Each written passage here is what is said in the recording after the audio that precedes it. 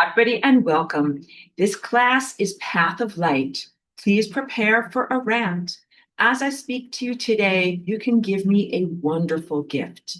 This gift is not something that you buy in a store or that costs you money. This is a gift with your intellect and your emotional energy, and it is the gift of not making an excuse when I say something to you. So just file that away as I launch into what I'm saying today. When I start to say something, and I will say blah, blah, blah, and you will want to say, but, I can't for many of these excuses and reasons. Please do not make the excuses. Please give me that gift, okay? Fantastic.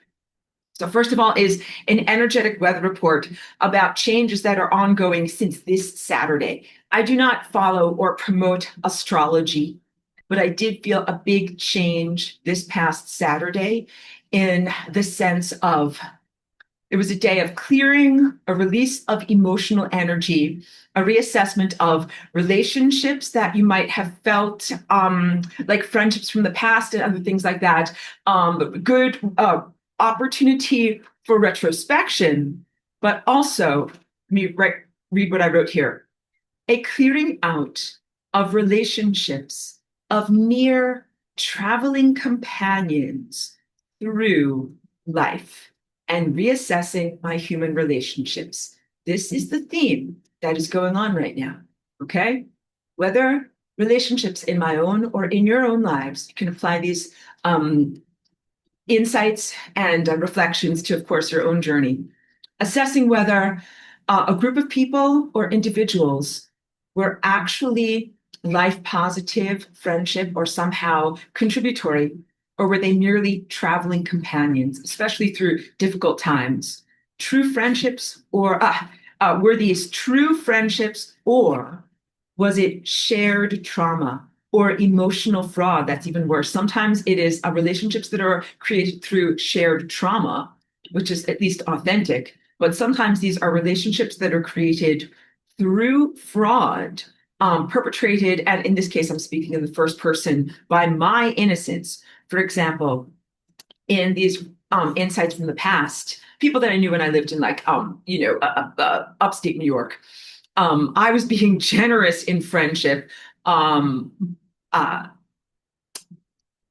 but um, let's say in my reassessment of some of these relationships, that I didn't feel that I was really being treated like a friend. Now that I look back on it, now I see, well, I actually think that I was being hated in some ways, or maybe in competition. Like I wasn't coming at the relationship from a direction of personal or artistic competition or musical competition, but some others were, or even, this is a big one, exploitation of my energy. So I am a cosmic visitor, and I do come from a very civilized, higher place. And I definitely have approached all of my relationships here with levels of innocence. And I think at times my energy has been exploited. And I have to make sure that my energy is not exploited. Um, so Saturday was a day of clearing and energy release. In the physical world, what does that look like? Me releasing certain mementos, things that I held, like objects that I had from that time in my life. And of course, the energy of remembrance and emotion that was connected to those objects. So I was happy to clear that out, but also some things that were stored in like a large crystal that my friend, like emotional energy that is stored in a crystal that a friend who had passed on had given to me. Okay. I can tell the energy of this room right now. You guys are all like, what is going on with Aurora? What does she say? Like, what is this leading up to? This is leading up to what is your responsibility towards light? Like, I won't make you stand on eggshells while I'm reading this whole entire thing. And if you're sensing my emotional energy is fraught, it is because I feel that I have had to reassess not only things in, and I'm happy to do so, things in my own life as an ego presence here, but also the way that my energy is being utilized. And I did write a whole restoration of my boundaries in terms of what I do for session work. And I hope that I made that very clear in the people, for the people that read or accessed that I am here, of course, like to help humanity, but I am not here to be an enabler of humanity. And in some of the session work and some of the interpersonal requests or requirements of people in sessions, I feel that they are coming to me with concerns in their life that should not be addressed supernaturally. They should be addressed naturally or materialistically. And it is an abuse of me as like a supernatural or miraculous person or presence to expect that I will miracle things into the correct form. And right now, I'm also being exploited in the same way, in the sense of 5G and having to reduce these assaults that are happening. That I feel like all of you need to be much more active and much more present and do a lot more than expect me to do miracles and fix everything. This is where this is all going. And how does this relate to Path of Light? So, in going over my notes for Path of Light, some of these are deep questions. And in my, I try to make the presentation of that curriculum to be very like otherworldly and very abstract and not focused on the difficulties or the limitations of what's happening in the world. But we cannot go forward in this. We need to have a completely new dynamic between us, between me as Aurora, an ambassador of light, and you guys, humanity. Now, I know that humanity is a mixed bag, and I've talked a lot about the garbage from Mars, and I make a distinction in you guys, in the people that I'm speaking to in this class. But still, some of the questions of Path of Light are, is energy infinite? Wait, let me go to my actual notes here.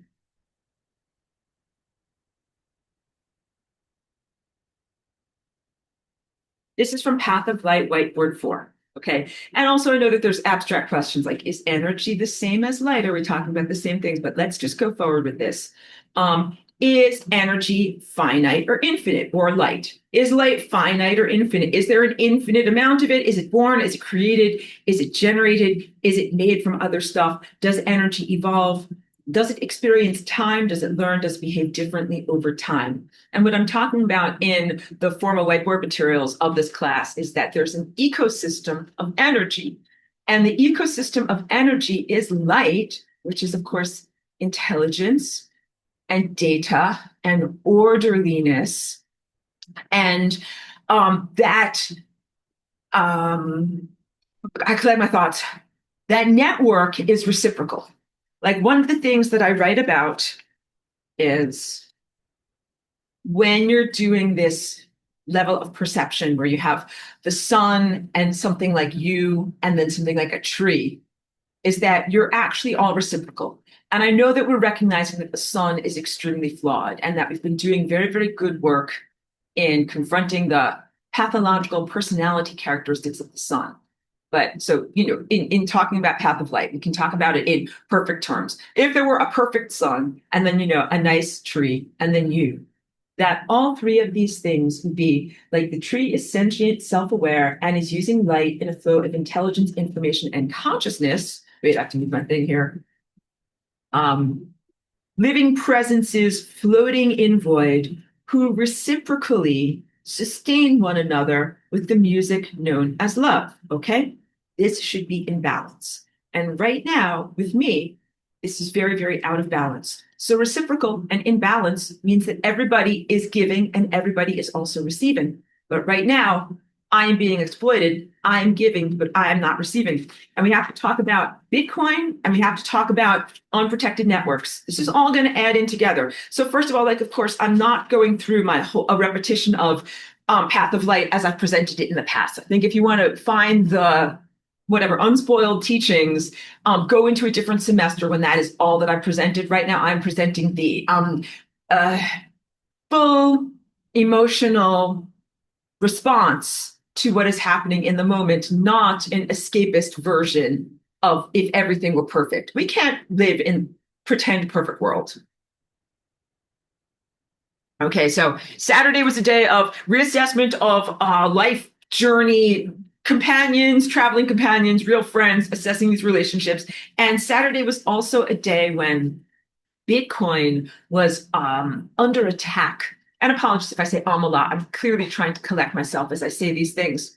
So there have been many, and I know, so in the past, I have spoken about Bitcoin with some positivity, saying that I thought that it was a potential way for humanity to get out of what I call the dead carcass of United States and the dollar, and really materialism, separate state from money. Like I really was part of that ideology, and find a way to be able to have like a bridge or an interim gap where energy can flow to excellence. Because clearly the satanic occult dollars and the satanic compromises that people had to make in order to get those dollars was never ideal. And so the sense was to create a parallel and improved economy where we could each connect to each other, pay each other, and also have some level of material wealth that can't be seized or distorted by the state. All right. So that was where I was coming from. And whenever I said to people, like, if you're going to spend $60 or $100 on Bitcoin, at these prices now, that's not going to make you $1,000,000 unless you hold on to it for many, many years. So I will tell you my projections of Bitcoin now have been extended to like the far distant future, or like, like, I don't have a good phrase, like a good saying, like, whatever, when pigs fly, it'll be really, really valuable for you when pigs fly. So here are the challenges. Going forward, so Bitcoin has been captured. That's what I'm trying to get across to you. Bitcoin has been captured, and it has been captured by the fiat economy itself and the pathogenic vultures that we were all trying to escape by creating a parallel economy from the fiat economy.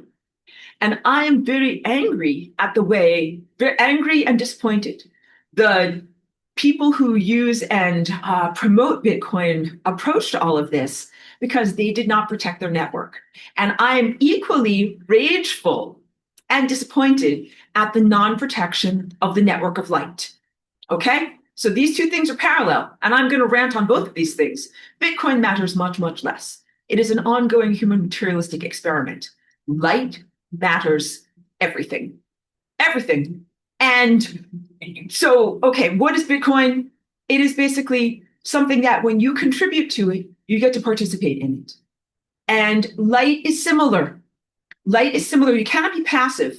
So in my Path of Light class, when I talk about the three things that can happen when you're in the path of light, beams of photons are coming at you. What can happen? The first thing is you can be an inert blob, and it will have no impact. Like it might like bounce against you or have no impact in you. Another opportunity is for the path of light, like the beams of photon hit you and you are still a blob or a sack of potatoes, but it kind of moves you a little bit. And that would be the expression of if a runner came by and you didn't move, like they just ran into you and they decided to like pick you up, throw you over your shoulder and be like, no, we'll keep on running and you will be like with me, right?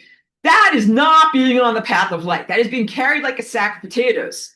And then the final thing is actually being on the path of light, which is when you energize, when the light comes into you and actually flows through you, and you energize and accelerate. That is how you get to be on the infinite bullet train of fast speed, intelligence, heat, and continued existence. You have to effort and you have to be in perfect alignment, and you have to be in excellence. And you also, in an ecosystem, have to protect and care for the other aspects of light. Light is a shared resource. Light is not something to exploit and use. Light is not something just to eat. I want to talk to you about the vampires that I call the stupids. They look at light as something just to eat. You guys need to look at, I'm talking to you, the Atlantean remnant, the people who have a snowball's chance. You need to look at light as if it is more than just a resource to use or to eat or to get something from. You have to look at it as a treasure, as something to be cherished, as something to be protected. And right now that is not happening in your world because of 5G. And now give me that gift. Don't tell me that it's not your fault. Don't tell me that don't give me excuses. Because I'm going to tell you that if you want to be on the path of light, you have to turn off 5G. And you can't make it my job to supernaturally turn off 5G, even though, believe me, I am trying as much as I can, because it's actually a job for materialism. It's not a job for energy and anti-materialism. As I was preparing for class today, I was like, well, you know something? The birds outside, they hate the 5G too. Should they fly up to the satellites and do something about them? And you're like, no, Aurora, that's ridiculous. And how could they make it to space? And anyway, birds didn't put those satellites up there. Maybe they're not responsible for taking them down. Humans put those satellites up there, and humans are most definitely responsible for taking them down. So when I say, you guys got to turn off 5G, and you're going to say, it's not our fault, and the blah, blah garbage from Mars, and all the other scapegoats that you've given us, Aurora. And I am going to say, give me that gift now, because I do not like what is going on. This is exploitive of me. Just like if people come to me in a session that where they're having problems in all sorts of areas of their lives. I'm not talking about anybody in particular. And I do not share things that people say to me in sessions. But let us use as an example, like if a person doesn't have enough money or something like that in their life. And if they came to me and they were like, Aurora, please, flying rainbow lasagna, wave a magic wand, give me something that I need. I'm like, well, that is really your responsibility. And hooray, it's in your area of control in your life and it's in your area of responsibility. You must do this. So, light body and acceleration. Hooray. If I talk in the abstract sense, you're going to be, oh, I'm so happy because it happens in my body. And I'm talking as you. I'm in control of my body. I can handle the things that are inside of my body and make things happen in there. And I'm like, good. But guess what? You also have to do your environment. You can't just be like, hey, I'm a one-celled organism. I'm looking out for number one. I only have to care about what's inside of my epidermis. Light body me, baby. I'm ready for the path of light. No, you have to take care of the environment. You have to take care of everything around you. And then to make it my job to take care of everything around you is exploitation. You need to turn off 5G. Don't give me any excuses. Good. Okay, so Bitcoin had a lot of problems in that the people who run it and use it and promote it endlessly in long-winded, mealy-mouthed podcasts did not actually protect it from vultures and degenerates. Vultures are those who are just looking for any amount of light, any scraps of heat, any scraps of vivification that they can somehow scavenge off of. All right. So these are all the people who are the shitcoiners and the people who are like, oh, it went up too. Now it went down too. Let's make a tiny amount of money by something tiny, a tiny oscillation up and down. That is being a fucking parasite. That is very wrong. If you did that, if you are or were a day trader in cryptocurrency or shitcoin, you are a bad person and you are responsible for bad things happening in the world because we could have had an actual amazing alternative to the gross, disgusting, corrupt, captured fiat system. But because you, day traders, shitcoiners, had to make a small amount of money now, you contributed to the poisoning of the whatever, the Bitcoin ecosystem. You made it degenerate. And what is degenerate? Degenerate is an entire mentality in the Bitcoin world that says, this thing is trying to grow. How can I degenerate it? And the horrible leaders of the Bitcoin community said, oh, degen is normal. We shouldn't have any response to that. In fact, if it's a robust system, then we should be able to withstand any of these degeneracies. And that is fucking bullshit. That is not truthful. That's just like saying, well, if you have a light body, you can get fried with as much 5G as you possibly want, and you'll be totally fine. You won't be. And it's fucking horrible. And because Bitcoin was not protected, Bitcoin is now dead.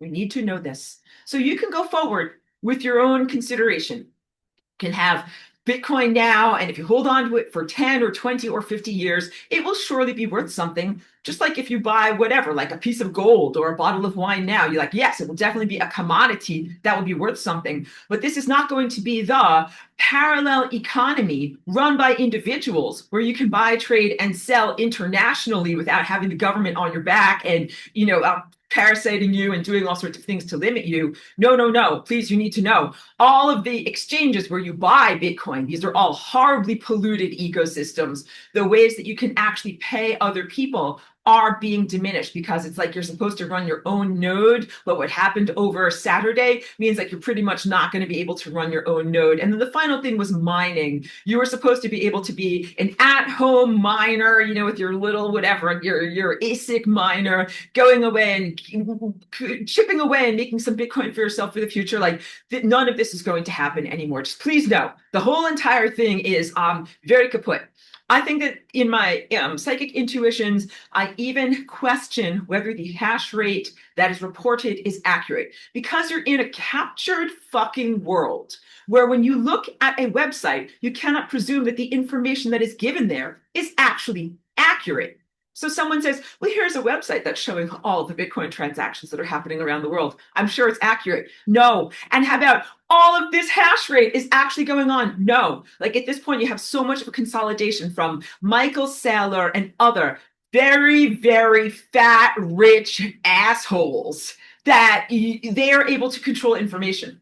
They're able to not only control genuine mining pools, they can control information about whether the mining is actually happening. So I don't think that Bitcoin was a Ponzi scheme to begin with, but from this moment on, it is now a Ponzi scheme. And that means that it used to have a genuine sense of some numeric life. And I'm very intuitive and I'm intuitive with numbers.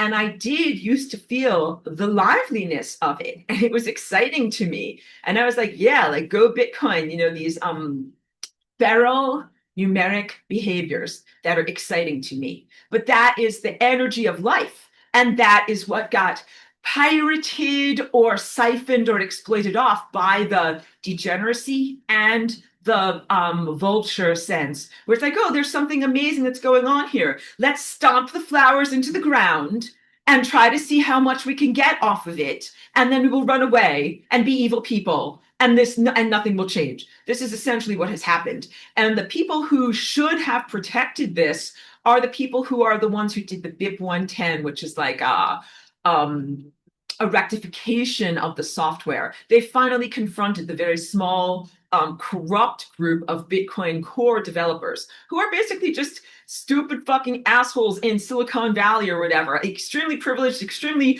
filled with wetware and themselves very connected to 5G, who started to change the rules, change the way that things are created, and weaken the system. And here's the key point. If you don't protect something like that, it fucking dies. I'm not saying that light is going to die. I will not let that happen. And light is not going to happen. And I wrote this in my notes, but I'll just say it here now. Like, so there's very real perils in DNA. And I was like, I'm trying to tell you, like, this is bad stuff. You're going to go down the toilet. If you don't protect DNA, like, you will not have a future of life that has cellular DNA. And this is really a possibility for your future right now. Like what's going on with mRNA vaccines and distortions of DNA using the 5G network, that if you don't do something about that now, it's already been so bad. I have already done the miracles to bring you to this moment. If you don't do something now, like there will still be light, which is information, which is held in this type of molecular dance. It might just be with molecules. It might just be molecules dancing in light because the people with DNA were too fucked up to actually protect their DNA. And please buy me that present now. Don't make excuses. Don't tell me, well, it was Elon Musk and it was his fault, or it was satanic abusers and it was their fault, or it was some other scapegoat guy and it was their fault. So over Saturday, I was telling you a lot of the work that I was doing was in terms of rectifying relationships and closing portals. I did a lot of that in terms of breaking the religious container that we know as ideology of the Christian church, the astral form of Jesus, and whatever souls were either consensually or non-consensually in the groping container, getting groped, getting molested by this false Jesus. So some of the people that I know from upstate New York died, and they were definitely held in some type of afterlife aberrance. And not only was I resolving my relationships with them, but resolving, the after effects of their personality and sending them to a restful entropy. And so this is important for you to know. Portals have been closed. I hope that you feel and sense the difference. Portals between the living and the dead. So I felt a lot of stuff coming through that crystal that I had from this one particular dead friend who was also like kind of a dabbler in black magic. But again, I was naive at that time in my life and I cut people a lot of slack and I was friends with the people around me. And in death, I've had to have a reassessment of who that person actually was. What was their impact on my life? Was it positive? Was it negative? And to close those portals and send those after effects to entropy, because I think that was it was negative personality characteristics, not something positive. So a lot of the scapegoating has been humans waiting for Jesus, humans blaming Satan, humans who are alive being disrupted in your life activities by the echoes of the dead or unrestful stuff that should be put to rest. So let's say over the weekend, portals are closed. No more excuses. Humans do human stuff. And this also includes all of the ideation that I brought to you about Mars and Tiamat. None of that is meant to be an excuse-making machine. None of that is meant to, what in positives, that perspective about galactic history is meant to inform your journey and your activities here and to help you to comprehend that there are a variety, it's a mixed bag. There's a variety of things and people that are here, and not everybody has a shared destiny.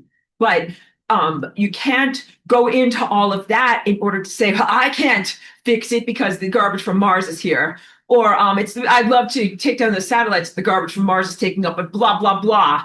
I can't do it for whatever reason. Like none of the stories that I brought to you were meant to be disempowerment narratives. They were all meant to, tell you what is going on and contextualize your journey so that you would fucking do stuff, not so that you would not fucking do stuff. So please fucking do stuff in response to what is happening. Definitely, definitely. And also the sense that you can prevent a lot of the miseries instead of standing still and being like, oh, look, I'm in Atlantis. There comes debris from Mars. Oh, well, let's all die and get horribly violated now. That you can actually do something to prevent that. You need to act now to prevent the horrible pollution of DNA.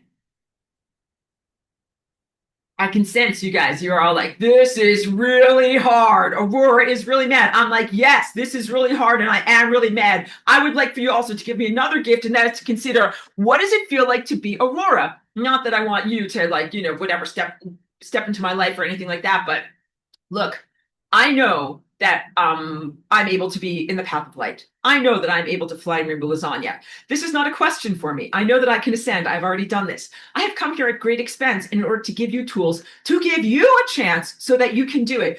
You cannot be passive. You cannot be like, okay, path of light, take me. I'm a sack of potatoes. Lift me up and bring me someplace. You cannot do that. You must not only direct your own life and create your own thought patterns and your own motivations for being alive and your own purpose for being alive. You have to effort to protect light. So please know this also, humans, I am very mad at you because I am here as a representative and an ambassador of light, and the 5G has been a horrific assault on light. And it's not just 5G, it is also the mRNA mutational technology that has been placed in your world. And even if you say, I'm not responsible, give me that gift, because you have to do something about it. You have to do something about it. And as I was preparing my notes, I was like, whatever, they are injecting animals right now with experimental mRNA at your local veterinarians. March on down there right now, go to the receptionist and say, hey, lady, are you injecting golden retrievers with self-replicating nanotech? I need to know about it. March in front of your doctor's offices with a sign that says no mRNA. March in front of CVS that says no mRNA. You have to do something. Get out of the trance. Otherwise, the truth is, I will be on the path of light. I know I'm on the path of light. I'm on the bullet train of infinity. I'm moving fast, but I don't think that you guys are going to be there. And also, more to the point, I don't know if I want you to be my traveling companions because I have serious trust issues about whether you are loyal to light, whether you are going to protect it, or whether I'm just doing all the work. And if I'm just doing all the work, I could just do all the work on my own. Why do I need other people around? And it's not that I just want other people to give me something, but this is very, very burdensome and very wrong and very exploitive, which is why I'm so mad and I'm saying all these things to you. So Bitcoin is not a force for the future. I have to not correct myself, but give you the updated view. You can either hold on to it for the next 50 years and try to make some money off of it. And also those timelines where Bitcoin is being used, those are some of like the worst totalitarian Terminator brain fry places in the world. Like it's very, very bad. So you're very, very fucked in terms of your economy, and you lost. You lost the capacity to get off of the dollar. You lost. And you also thought, oh, we're going to bring down the government. We're going to bring down the dollar. The government's going to crash, and we're all going to move to Bitcoin. That is not happening. The government is still crashing, but now you do not have a lifeboat to get onto. You don't have a viable alternative.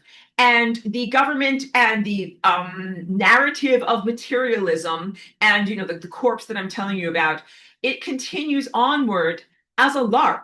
Like up until February of this year, people were like, oh, it's a materialistic economy and everything's going to have to rebalance. And now you recognize every single market is a fiction. Every single aspect of your economy, including large physical items like houses, are made up and make believe in their value and their ownership. You don't have a viable economy to live within. You live within a dead corpse, and the opportunity to have something better just died because you did not work for it and to protect it. Light is imperiled in the same way. DNA is imperiled in the same way. I have worked as an ambassador of light and done a lot of flying rainbow lasagna miracles over the past 5 years to give you a fighting chance so that way you can do something. The fighting chance is not to escape, not to take my path of light class and be like, la, la, la, I'm going to do astral stuff. As I was preparing for class today, I was like, you know something? People think that it's easier to fight satellites in the astral realm than to actually do something in the physical realm. Like, this is bizarre and incomprehensible. No, you fight satellites in the physical realm, and yes, they are connected to the United States government and government funding. So you were all hoping like, oh, don't worry, like the economy is going to crash and they're not going to have any more money to be able to put up these satellites. The economy is a LARP. They will make and make up and pretend to have money to continue to put up these satellites. So you can't just be lazy and be like, I will sit passively. I'm sure the government is running out of gas any minute now, and then they're not going to have any more money to put up more satellites. There's not only money for more satellites, other governments are like, oh, I think I'll put up my satellite swarm too, and I think I'll put up my satellite swarm too. This is all an assault on light. If you allow this assault on light, you don't get to be on the path of light.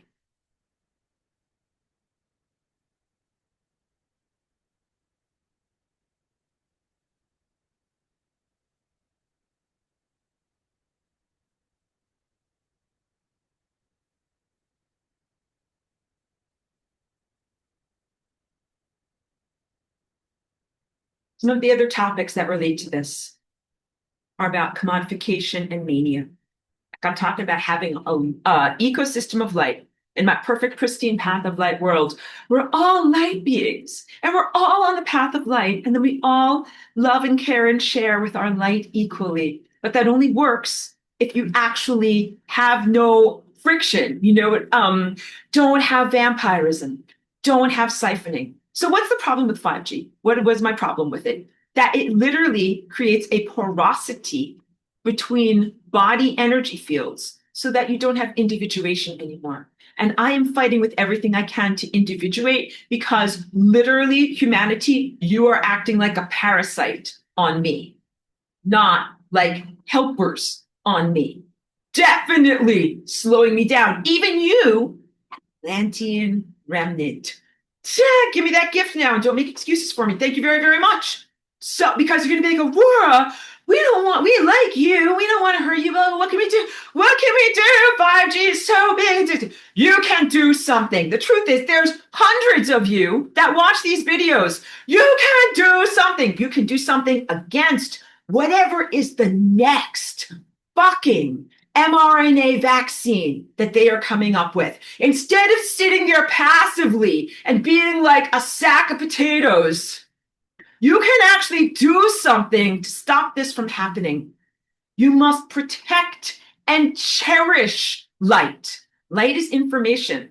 Light is intelligence. Light is orderliness. All of these things are evidenced in DNA. DNA is a bridge of light that you use to connect your physical body to the world of pure information. Your bridge of light and the information it contains is getting totally fucked up. It doesn't matter if you don't take it directly. You don't take injections directly. They're like, la la la, I'm just doing my own life. Live and let live. They are putting it up a dog's nose so that when the dog sneezes on you, you will get it. There is not a way for you to be passive in the face of this. Don't give me excuses. Thank you very much. I know. So really the answer is if you want to be on the path of light, the version of self that you are right now ain't going to make it. It's not there. You are not in the future unless you fucking do something. Unless you fucking do something to take down the 5G satellites and to stop additional DNA mutation technology from being deployed in your world, you will not be able to be on the path of light. In order to be on the path of light, you would have to be the version of self that actually fucking does something. And yes, you do need to have motivation and a conception, like what do you need to do? But you also have to, you have to make it happen. So I've been like an umbrella, a planetary protector, a planetary force field, restoring your own free will to you so you can do stuff. Will you please do stuff? You have to do stuff. This is exactly like you have. So, okay, ecosystem of light. Light is information. You also know you're having a light information pollution problem with AI.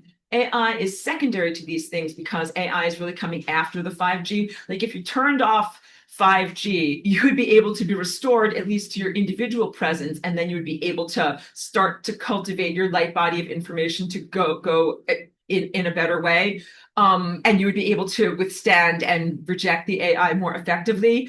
But the AI itself is like not everything that you're facing here. Also, you understand the AI is an outgrowth of human pathogenesis, not some separate intelligence. It's not actually an intelligence. It doesn't have emotional energy, and it doesn't have motivation. Like it's not gonna incite an event or make something happen. You guys are alive. You make something happen. And also, at this moment, you're really only semi-alive. Like you're only barely alive because you're like the Walking Dead, because you're not going to do anything or go anywhere or have any existence because you didn't fight for light. So light is like something that's a community resource. That's what I write in my beautiful pristine notes. It's a community resource. Think of it like the plaza or the park that is at the center of town. And if you live in a civilized society, like I live in a nice town, you're not supposed to trash the park. You're supposed to be nice to it. You're supposed to pick up your trash, clean up other people's trash, and also prevent horrible homeless people from living in the park. All right? So your world is full of residue consciousness, garbage that doesn't have a home. And also pollution trash, which is mutational energies, untrue information being placed into your DNA, untruthful information being placed into the events of reality. If you don't take care of the park, then the park is trashed and you can't enjoy it. If you don't take care of information, if you don't cherish and protect light, if you take it for granted, if you allow it to be assaulted endlessly, then you don't get to have it. Please don't think that the path of light is just going to be like, da-da, and then you're in light. I wanted to kick your ass so hard. I want to be like, you know what? You're on the path of light right now, getting fried by 5G. You're here. You're on the path of light. Will you please fucking do something? Yeah. Because you're like, well, how come I don't feel it if I'm on the path of light? Why do I feel like I'm getting fried? Because you have to do something. I can't even control myself and my facial expressions because I am so enraged at your behavior. The mania of commodification. Humans, as you are right now, if you were on the path of light, you would be like, I want lots of light for me. I want me. I want this for self-service for me. It is self-destructive use of resources. So, of course, this is mostly in the scapegoats and the pathogenic qualities that I try to flying rainbow lasagna out of reality. We find this mania in the character that I call the founder, the person who created the OS Hell software system, in the satanic infrastructure, in the tendency of this greed dynamic to take more than is necessary, and in the inherent friction and inefficiency of the system, the evil system that you're in, which must devour more in order to keep going. Okay, so on the path of light, it is a perfect frictionless system. I'm laughing at myself because I'm like, the path of light is a perfect frictionless system. Like, get frictionless, damn it. But for real, like if we get out of this inflammatory mode, like, oh, the path of light, a perfect, blissful, frictionless system, 100 units out, 100 units in, infinitely. That is great. But what you live within right now in terms of the 5G, the destruction of your light bodies, and what's going on with the creation of negative nonsense narratives and like the mutation of reality, it's friction of reality. It is a de-evolution, anti-motivation, making something go slower. The whole entire place is going into entropy through this sense of friction. And so what the satanic infrastructure does is eats more. And you're like the current meal. And if you don't stop this, all of light gets eaten. And that is not okay. So like I said, I was bringing this cautionary tale, but it's like all of light gets eaten is very, very negative and not totally accurate presentation, because light is a phenomenon. Luckily, it is beyond the level of your inadequacies. It's because you're like, oh no, if I don't do something, all light everywhere is going to get destroyed. It's like, no, actually, light will be okay, but you just won't be there. You won't be a part of it to screw it up. So if you went on the path of light right now, as you are, you would be like these stupid mealy-mouthed Bitcoin people who don't know how to protect it, let the energy get siphoned off, and everything would get fucking destroyed across the whole entire path of light. I won't let that happen. Light won't let that happen. There are many protections from having that happen. But like I said, that means that you will not be a participant. So let's say if Bitcoin actually went somewhere, be like, hooray, like I'd like to have my Bitcoin now. It's like, what did you contribute to the ledger? If you put $100 into Bitcoin, then you should be able to experience $100 worth of Bitcoin. But if you put nothing into Bitcoin and then Bitcoin becomes a viable concern, then you're like, well, that's great. I don't own any Bitcoin, right? If you would like to be wealthy and capacitated on the path of light, you have to protect light. You have to make a contribution. You have to not create light, but you have to foster it and make sure that it will actually be there. So this means not only in your own body, you're like, Aurora, I'm doing the right thing. I'm not getting mRNA injected into me and I'm not ingesting peptides, because you guys already know peptides are transhumanism. And the more peptides, the less active, I don't have a better word, the less light body. The more peptides are darkness or chaos or anti-organization. What peptides are is actually a reverse engineering of genetic behavior. So genetic behavior, if you actually do exercise, is like, I will make this peptide and then you will look like this. But people are like, I'm lazy, I don't want to exercise, just juice me up. Shoot me up with a bunch of peptides, then I'm going to look so snatched and so healthy, right? But actually, it is all false light, because then the genes are like, oh, those peptides exist, so now I'm going to be this genes. Like, this is stupid, gross, and disgusting. And you're letting it happen in your communities. And you're like, well, live and let live. If they want to juice up with peptides, let them do it.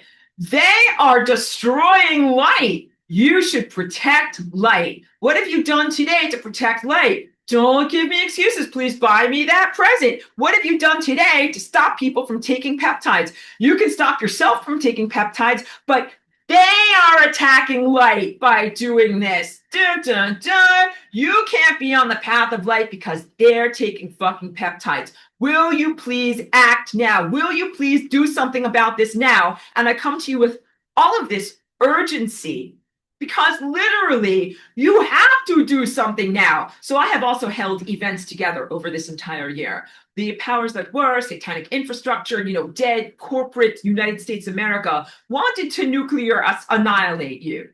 All right. The fact that you're here having this excoriation from me is very positive, because you didn't get burned in a nuclear annihilation.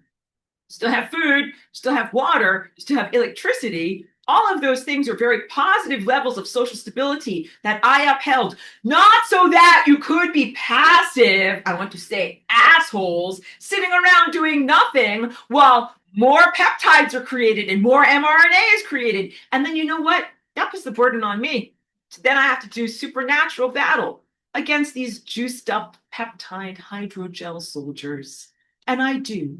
And it is so fucking boring. Will you please stop your community members from filling themselves with peptides so that I then have to be in supernatural combat and interdimensional battle with them at all times? That would make my life so much easier. You're like, Aurora, we think you're great. We support Aurora. Stop your community members from taking peptides. If you support Aurora, if you like the path of light, if you like light, if you like being intelligent, please stop this stupidity, this anti-intelligence, this corrosive anti-light from being something in your community. And please give me that gift. Don't say it's not my responsibility and blah, blah, blah, and my other many excuses. Because it is actually your responsibility. It is.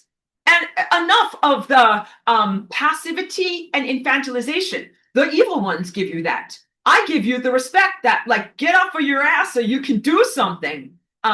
You have capacitation inside, and the pacification ray of the 5G is not an adequate excuse as to why you can't do something. So really you have two options. One option is have the 5G on and somehow with superhuman strength do all of these things like flying rainbow lasagna, connect to the world of pure light, supersede all these technologies, remove nanotechnology from your own body and your own DNA behavior is restored. Do that with the 5G going. That is like almost fucking impossible. You can do that. It's just the potential and the difficulties of being able to do that is like whatever, a million quadrillion million to one, right? Very, very hard to do. Or you can do the thing that is actually materialistically possible that doesn't require an enormous amount of changing of the laws of physics or supernatural miracles, and that's called turn off 5G. And then the light can actually flow to you. Then you can actually cultivate your light body of information. Every time right now you're trying to build your library of information, it gets attacked and destroyed by 5G. Also, I am a library that is made out of information, and I am horribly attacked and degraded by 5G. You guys built 5G. I did not build 5G. You guys need to take down 5G if you think that you're in alignment with me. If you're like, I'm a friend and I think that you're great, I want to help you in some way, take down 5G.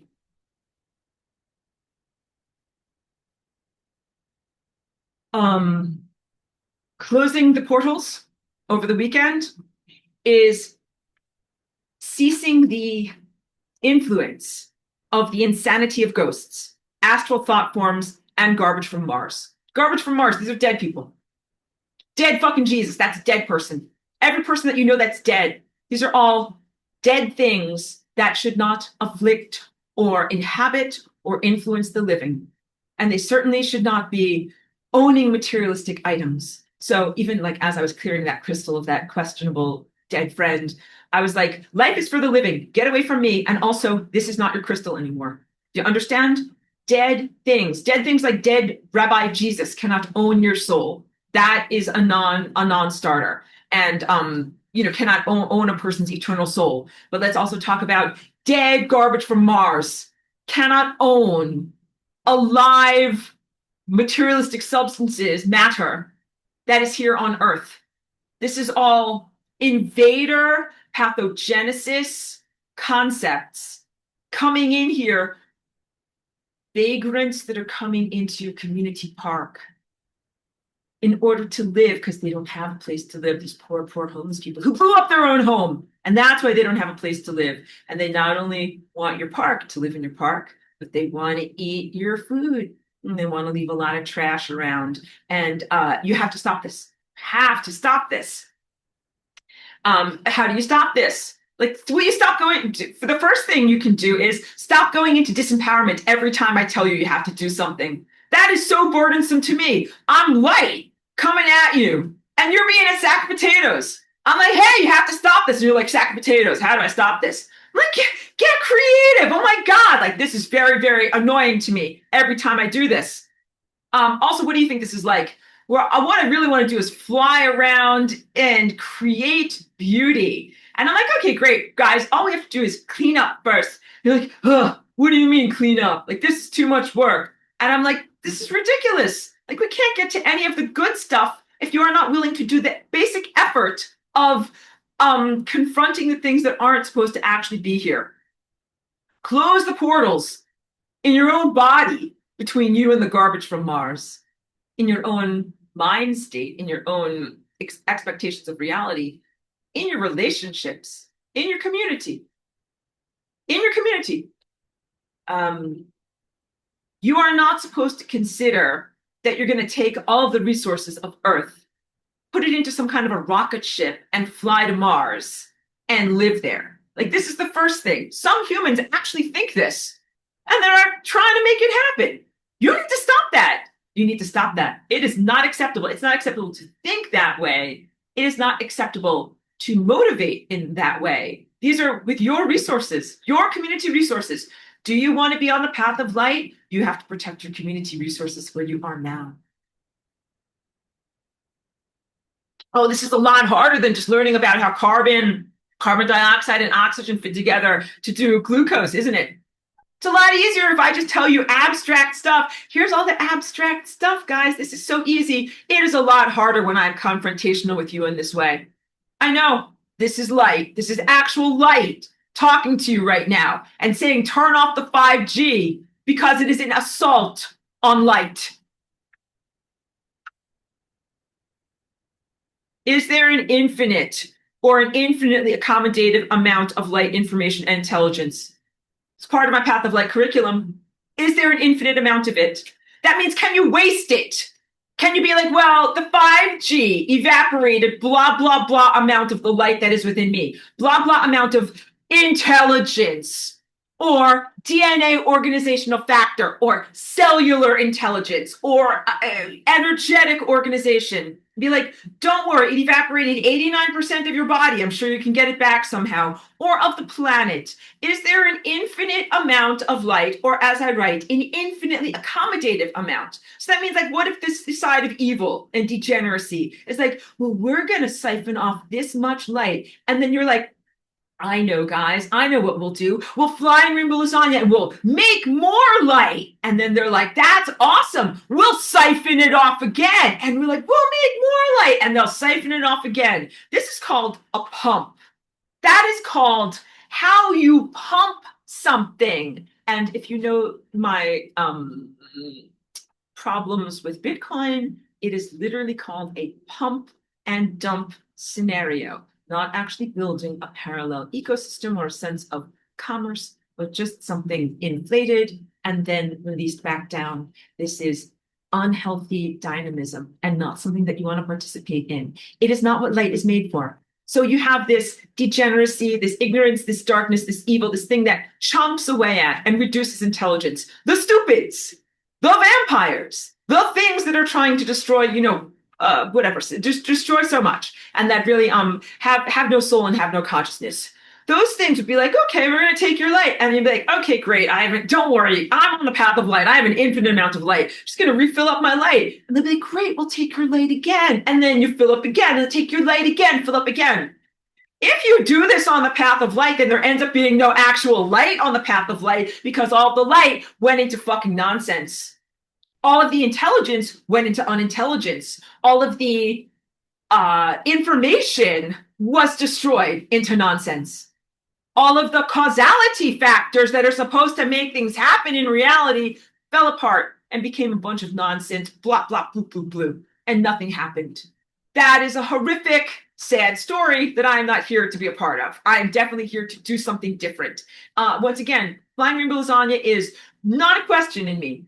Whether I will be able to do this athletic activity is not in question, but so I will definitely do this, but whether you will do this is the question. If you don't have good boundaries and allow this light to be siphoned off, a boundary will be made with you because you are a porous object, or energy is flowing out of you when it should stay with you. When you're on the path of light and when you're doing the flying rainbow lasagna, most critically, it is not a random sense of how energy flows. It's not a random economy. It is a natural economy, and it is very specific and very selective. Consciousness flowing between organisms, consciousness flowing between enough organisms in a network to create a larger type of synergy or a larger type of music or a larger type of interest than you would have in just one organism. But please know, like if there were no other humans and I was just flying rainbow lasagnaing and it was just nature and molecules, like there is still enough complexity to be able to sustain this type of music, but it would just be very, very different than this. So, because you might want to be like, oh, bro, like, blah, blah, blah, I don't even want to do this. It sounds very hard. Be like, don't, fine, don't. I don't care. I'll do it anyway. Just do it through a different format. Totally out of patience. Totally out of patience with those who are out of gratitude to the miracle of intelligence. Take it for granted. Like intelligence, schmintelligence. I'll be light, I'll be dark, I'll be this, I'll be that. It doesn't matter. It totally fucking matters. And you act like it doesn't. Give me my gift. Don't say it's not my fault. Don't say it's not excuses. Let me read further. The amount of light and information and intelligence is actually not infinitely accommodated. It's infinite amount of light if you care for it properly. If you sustain the interactivity and reciprocity correctly. Not if you don't. Vampires are the stupids who would like to consume or feed off of or siphon intelligence and make that light stupid and less intelligent. Do you understand? The vampires and the stupids want to take light and take the lightness out of light, take the intelligence out of light. This is the world that you're in right now. And instead of just being like, oh, it's a dark, hellish world, be like, I know. You have to do something about it so that it is not dark and hellish and so that the darkness and hellishness does not proliferate and spread and do more bad stuff to light. Do we have an infinite amount of intelligence to waste in this way? And the answer, as always, is for me to tap the sign. Don't abuse miracles. Like, do you want to test that? You want to be like, I'm sure there's an infinite amount of light. Here you go, vampires. Vampires, much light as you want. Take as much organization as you want. Take life force energy. Destroy DNA. You guys, every minute of the day, you and your planet and every other DNA species that is here is being fried and disorganized by the 5G. That is pretty much like saying, here you go, forces of darkness, have the light. Have the light. I will do nothing about this. You need to start having a worldwide community conversation about the satellites, about the impact of 5G on biocellular bodies, and about the impact that mRNA actually had. All of you are deer in the headlights waiting for Mr. Fauci's testimony to do something. Like, oh my God, I didn't follow any of that because you know that this is rotten fucking bullshit. You know nothing is going to happen from that. You have to actually do something for real. You're all like, what do you think? Like white hats in the military are going to somehow arrest Anthony Fauci and be like, you were very bad for making those vaccines. Like, no, these are horrible, distortive, narratives that are worthy of ridicule. Hopefully none of you in my class believe in the white hats or anything like that. I think I have disabused you of those notions enough, but I hope that I can mock people like this. These are now at this point convenient self-tranquilizers that people take in order not to have to do something. And you know what I would say? You don't want to do something, fine. Don't do something. Don't be on the path of light. You don't want to be a part of this ecosystem of consciousness and reciprocity, fine, don't be a part of it. But this is what we are doing right now. So we're no longer connected to this insane and pathogenic sun. What we are is connected to pure light, which is information, which is intelligence, and the reciprocity between viable organisms that contain these levels of light. So it's like me and my dog, me and a tree. When I give you the path of light teachings, and it's all about the diagrams, and the loops that are coming out, the loops that are coming back in, and the singularity that overlaps everything. That is the level of mutual sustenance that happens through observership. It is actually happening at all times. We were very linear, groomed to think in a linear sense. Light is flowing in a beam from the sun to my eye or to the planet, and it sustains us here. But now you are leveling up in order to comprehend that you are actually in an ecosystem of light, of organisms that send light to each other through complex signaling, and that it is the love-based or equal balanced signaling that is sustaining everyone. Good. And then if you want to be on that, that you have to, if you want to be alive, when I say beyond that, I mean beyond that, in that level of sustenance, then you have to be doing the balance, which is both giving and receiving. So when I decry the mania of commodification, that's like saying, like, I want to eat. I want stuff to come into me. I don't want it to pay. Like everyone is like, no, I want it to pay the bills or whatever, pay for things. You should pay joyfully and joyously. You should be like, thank you for those goods and services. Here is your joyful, joyous payment. And then when you do something, they should joyfully and joyously pay you. That is what the path of light is like. So the concept that someone is going to be pathogenic enough to go on the path of light and want to only be fed is wrong. They cannot be on the path of light if they are in that mentality. And some of these mentalities are deeply ingrained, even on a genetic level, of what is going on internally inside of you. Okay, you can't expect, you can't go passive, you can't abuse the miracles and think that there will always be light that's going to flow to you, and that there's not this sense of you having to protect light and information, awareness, sentience. I don't have better words. Aliveness, vivification. I don't have better words. Okay. Bitcoin as an allegory for an unprotected energy ecosystem getting vultured to death. The pump and dump investors, I am looking at you. I don't know if there's anybody in my class, but if there are, I'm looking at you. And I'm not talking about the OG, the original gangster hodlers, and those who used like the Lightning Network for payment. That is really different. So with Bitcoin, it's the people who are parasiting by going up, down, up, down, up, down, day trade. Not people who are going to hold on for dear life. Those are people who, like, now it's a Ponzi scheme. But up until this point, there were people who genuinely believed this will be a viable parallel economy and a wonderful experiment and something that they ideologically believed in. So my criticisms are not with you, and my criticisms are not with anyone who used the Bitcoin like interpersonal payment system for small payments. That's called the Lightning Network, where you were actually trying to use it as a type of transaction and not as just like a stupid token or an imaginary plaything to make money off of. So my criticism is not for any of you people. It is only for the people who were looking to parasite off of and commodify and pump their bags. You wanted to just pump your bags. That's the Ponzi mindset. It is the commodification mania. It is where you get money at the expense of others. If you go onto the path of light with that mindset, you're like, great, I'll take all of the light, please, and then I'll give you none. This is not the path of light to do that. And it's insane. If you were on the path of light and you had that mentality, people would be like, you're fucking insane and you don't belong here. Because it's also as stupid as if your arm over here was like, I want all the blood for me, no blood for you, heart and lungs. Be like, that is stupid and insane, because your heart and your lungs actually need that blood to be able to take care of everyone. So if you take it out for yourself, there's not enough for everyone. I'm giving you sarcastic, remedial lessons here. And you're like, don't worry, we're not, but you guys need to hear this too.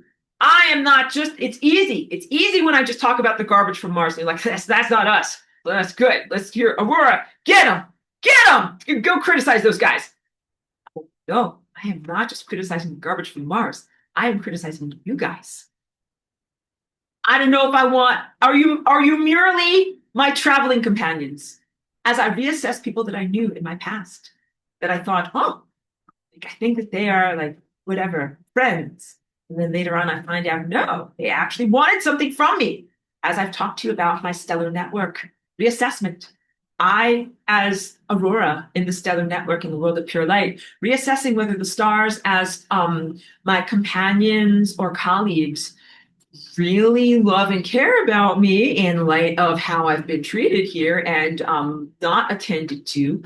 or if they were just interested in exploiting me and getting something from me, and if they were happy to see me be in difficulty here with the proliferation of 5G, instead of actually preventing it or helping in some way.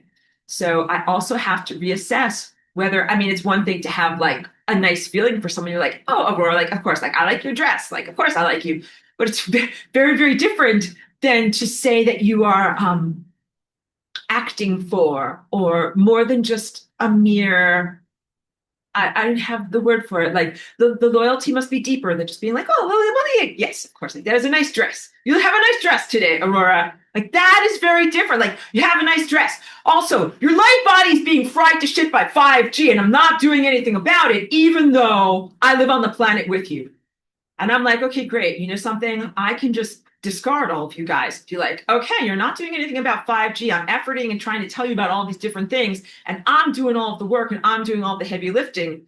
I am not that motivated to have you come into this higher dimensional state. And then also, I have to say, I've had to do a whole reconsideration about even sharing flying rainbow lasagna. And I haven't, this is just from this weekend. I haven't written about it and I haven't really organized my thoughts to talk about this, but I want you to know that. So like, I came here and I'm like, flying rainbow lasagna, and I'm here to share this information with you and give you all a chance. And I was very much like happy to share my gift, excited, like, I have a cool thing, let me show it to you. And then also like not seeking approval, but like excited to get positive feedback. And what this has turned into is me like, I mean, I have to organize myself more in order to be able to talk about this, because it's not that I'm seeking approval or celebration. I'm recognition. I am efforting so much and trying to seek recognition, and it is questionable whether flying rainbow lasagna is something that you should be doing, or maybe it's something that you should just watch me do. That's what I'm kind of getting to. I'm like, are these guys going to turn off 5G? Are they going to do anything? Are they going to fight for light? Are they going to this or that? Should you be flying rainbow lasagna? Flying rainbow lasagna is an enormous responsibility. And what you have to do is energize the things that you energize, entropize the things that shouldn't be here, do math correctly. Not flying rainbow lasagna is not just a soup or a bringing together of everything and an amalgamation of everything. That's 5G. 5G is this aberration of connecting lives that should never be connected. I am feeling burdened because my life is connected to a bunch of gross, disgusting humans, not you guys, but the garbage from Mars. My life should never be connected to them. But then I am hugely ambivalent about my connection to you, because you are slowing me down and you are not efforting to fight against the things that create friction and distortions in the world of light. And you must fight for those things. So I am actually not asking you for anything like whatever, like whatever. I was joking in my mind. I was thinking like most cult leaders ask for money. I'm not a cult leader in any way, but like most whatever visionaries or whatever, they're like blah blah blah. And if you just send me $9.99, you know, for the low cost of $9.99, I'm like, that's not what I'm asking you for. I'm asking you for something different, for an activity in your life. I'm asking you to get active in your life. Instead of sending me money, what would be much more valuable for me is for you to get off your ass, do something. And then that would remove a huge burden from me. I have not been able to really fly rainbow lasagna for 5 years. The fabric of time is almost dead. Bitcoin is dead. The fabric of time is very imperiled because I have to fly rainbow lasagna, and it is so incredibly difficult with the 5G going. And when I do flying rainbow lasagna, I have an enormous backlog of all the stuff that I couldn't get done because I was busy either fighting the garbage from Mars, fighting the synthetic telepathy, fighting for my own sovereignty of my boundaries of my own body so I can have enough light and momentum and physical nutritive calories to do what I need to do, because the horrible 5G that siphons my energy off into other people, that you could really help me by turning it off. makes my life much more difficult if my food is being stolen out of my bloodstream into unworthy people, right? So, of course, I'm setting boundaries, I'm fighting against these unworthy people, but the larger context of what is happening is you guys can help me by turning off 5G so that way I'm not have my life would be so much easier. You totally got it. You totally got it. And that again, it is, I'm not asking you to do something supernatural in turning off 5G, offering you or asking you or, whatever, to do flying rainbow lasagna. Like that's a supernatural thing. And I have always said through my professional, offerings here that it takes a long time. It's a virtuoso activity. It might take a lifetime of effort for you. Like it's a lot for me to expect that of you. And I hope that it doesn't come across as if I blithely expect, like, oh, yeah, you guys don't worry, just fix it all by flying rainbow lasagna in. I think that would be blithe and very off-putting if I did that. If I was like, oh, I'm going to give you an unfunded mandate. You guys all need to turn off 5G. Just flying rainbow lasagna, you'll be fine. I actually say in my notes, no, that is option number one, which is do the supernatural, do the impossible, do flying rainbow lasagna even though 5G is going, and then somehow use that to turn off the 5G. But you know what you could do instead? You could turn off the 5G using your material opportunities and capabilities and your cognitive intellect and your ability to write and your ability to speak and your ability to create community and create meetings and organize. And then you wouldn't have to do something that is supernatural. Please buy me that present and don't make excuses. Because community meetings are boring and they're full of NPCs and people who aren't smart and aren't intelligent and are moving at a very slow rate. I know those people all weigh me down profoundly. You need to address those people. It is too infantilizing of yourself. You self-infantilize when you're like, Aurora, community meetings are boring and attending and having to deal with these stupid idiots that are unintelligent in my community is boring. Wave your flying rainbow lasagna magic wand so that I don't have to be bored at a community meeting. That is not right. Go be bored at a community meeting. Go stand at every fucking community meeting that you possibly can go to and tell them to stop putting up 5G and Floxo. When I say 5G, it is a blanket statement against all of these frequency assaults. It is both the 5G towers, the 5G satellites, the Bluetooth infrastructure, radar that is military, NextRad, which is weather station stuff, HARP, and smaller frequency emission devices. You guys need to start fighting against the frequencies that are in your community. In my community, they're saying like, oh, Ventura is a beautiful oceanside place. Let's put a small self-contained data center there that will blah, blah, blah. And some people are like, it's so small, it's not going to use up that much water and blah, blah, blah. And they don't understand. This thing is a frequency nightmare. It's like whatever, a shipping container that is going to be emitting all sorts of harmful frequencies to both you, aqueous life like dolphins, butterflies, microbes, and everything else. And so let's say, okay, there's a bunch of stupid people or garbage from Mars or whatever, and they're all like, why do I care? Let them put up the data center. The people who want to put up the data center and the people who are blindly idiotic towards it. You guys need to stop it. How many community meetings can I attend? Be like, Aurora, we are infants. We're infants and we're just going to sit here and do nothing. You go to all the community meetings. How many community meetings can I fly to? And, talk to people and say, hey, you really shouldn't do this. And I actually have other things that I'm supposed to do other than attend every single human community meeting that I possibly could. I am actually here to be an artist and a musician and a lasagna dancer and not endlessly be utilized against human stupidity. Stupidity is unintelligence. It is the not even absence of light. It is an anti-light. You guys need to fight against the anti-light. You need to fight to protect light. These are maybe challenging or difficult things for you to hear. I am glad to challenge you. Like this is like a time for change. A time for change, and I hope that what I'm yelling at you galvanizes a change, okay? So look, my experience of coming here as flying rainbow lasagna and having most of humanity just try to quote unquote eat or siphon energy off of me instead of learn from me and quote unquote go to the light grocery store on their own makes me feel that I don't want to be in an ecosystem of shared energy with humanity. I know that I always make a distinction, and I'm like, hey, like, you guys live Atlantean, you guys are the guys in my class, and you're different than that, but you need to know this. You need to know this.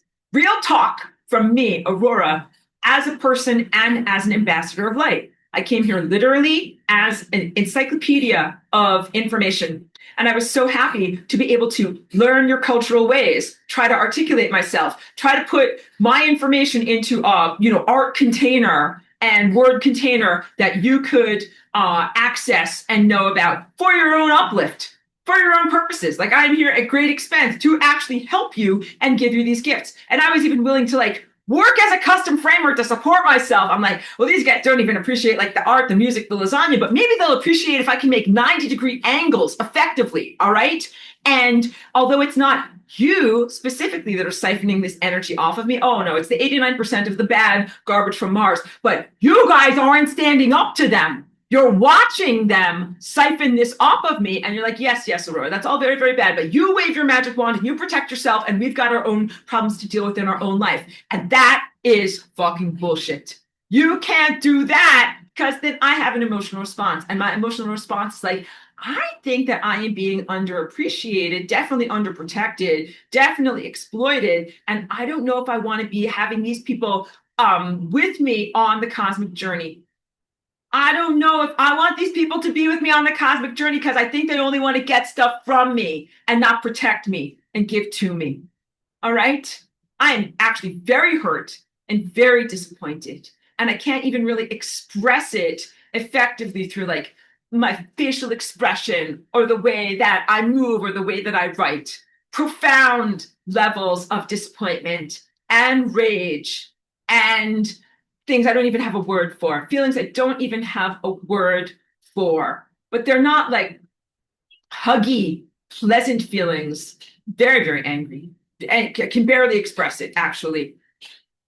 So as I'm referring to the 5G architecture and the W-band body connection network that was erected after my arrival here, that technology is designed to eat and siphon and destroy light. It is a direct assault upon me as a light entity.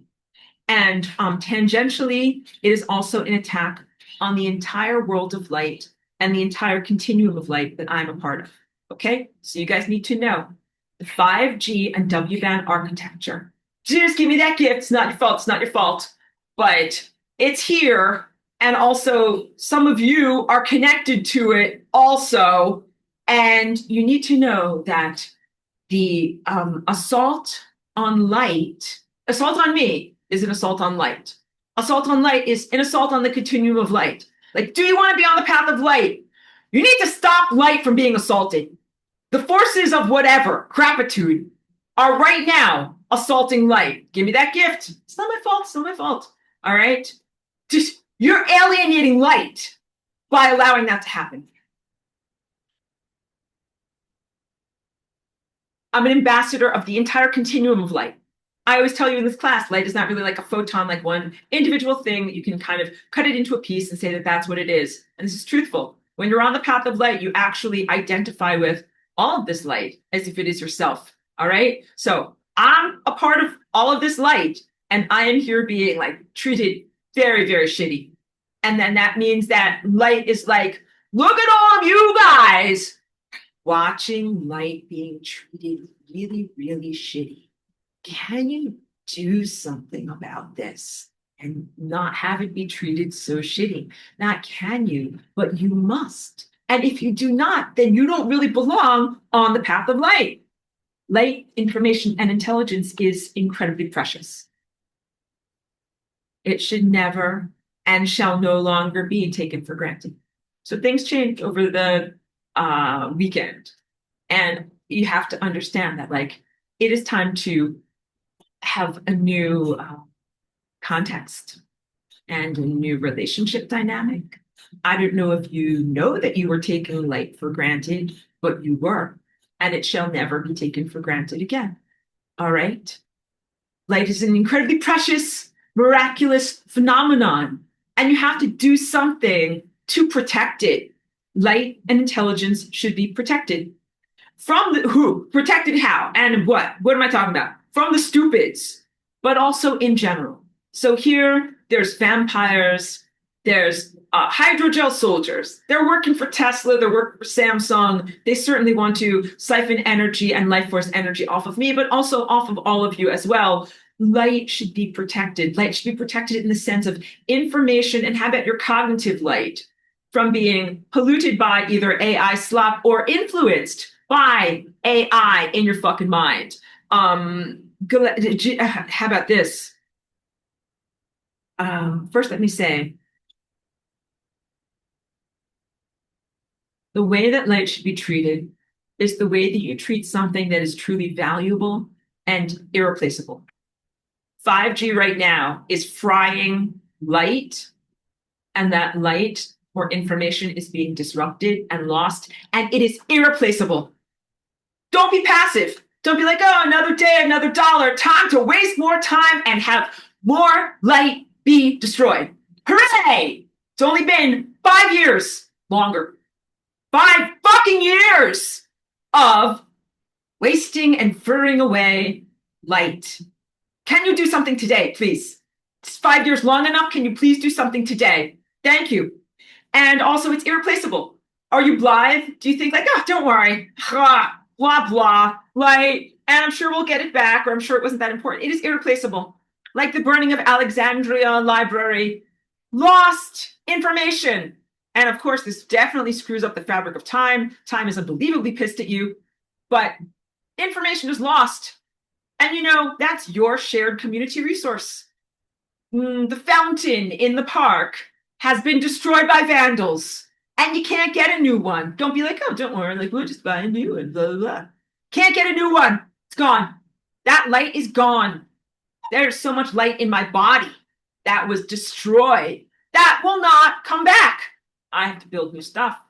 This is horrible. To tell you the truth, this is as bad as it can possibly be. Welcome to the path of light. My dance is a complex conveyance of information, kind of like the molecular movement of, you know, the architecture of the gases in your room. If you did the whiteboards, you know what I'm talking about. 5G is an outright assault on my dance and the truthful genetic information of light. So the way that it's not just a question of your DNA order, like the order of letters. It's about the way that your DNA is dancing. That is like when bees dance. Bees get to their honey hive and they do the dance and they're like, there's honey over there. I usually am much more lighthearted and, you know, in my sharings here. Dances can convey information, and my genetic dance conveys a lot of information. 5G stops that dance.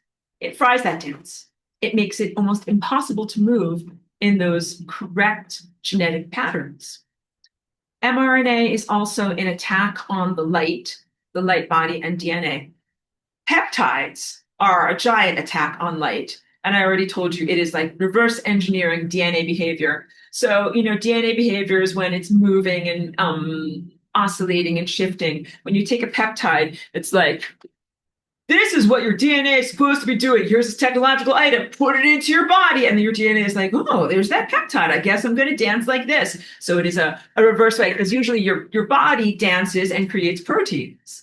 And then those proteins inform behaviors in your body. So these horrible, fucking, selfish, disgusting idiots that want to be 20 pounds slimmer are willing to destroy the fucking fabric of space-time by injecting peptides into their DNA. No, it's not bad enough to do mRNA, COVID vaccines, and other forms of flu vaccines. They have to do peptides too. This is horribly wrong and selfish. When I have even confronted some people about their peptide use, they don't even think that it's wrong. I have to like shake them by the shoulders and be like, this is transhumanism and it is wrong and you shouldn't do it. And if you do it, you can't be in my energy field. That was actually another thing that I did over the weekend, was to contact someone that I have known for a long time that I was once going to collaborate with musically and to tell them you're taking peptides and you are in deep transhumanism and AI psychosis, and we were gonna have a rapport musically. I'm like, no, I create a boundary between me and you. I'm not going to collaborate with you musically. I'm not going to anything with you. You don't get creative energy from me because of the peptides and because of the AI psychosis. And it is time for every single one of you who listen to me in this class and want to do something positive, set similar boundaries. So this doesn't require supernatural anything other than having a mouth and being able to talk to people or write to people, which sometimes that is a type of superpower. But please know that if you've got like people in your life that are taking peptides and then they're going to connect with you energetically and they're going to siphon a bunch of light off of you, you know what would really help me a lot and the world of light is for you not to do that. And you know how you could do that is just by using the magic of words, by being able to say to them, hey, hi, so and so, I'm calling you up to say because you're taking peptides, get out of my fucking energy field. You don't get to be connected to me. You don't get to have ideas or energy or camaraderie, emotions, anything from me because you're taking that. Set a boundary. And you're like, Aurora, like, that's so rude. Someone might clutch their pearls, or they might have hurt feelings. What if someone has poor hurt feelings about that? What do you think light feels like? What do you think light feels like? What do you think light feels like? Light has actually really bad hurt feelings right now from all of you.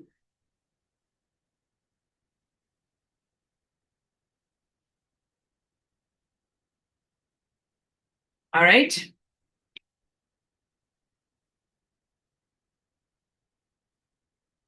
There are two things that humans are doing that are pretty much unforgivable crimes against light.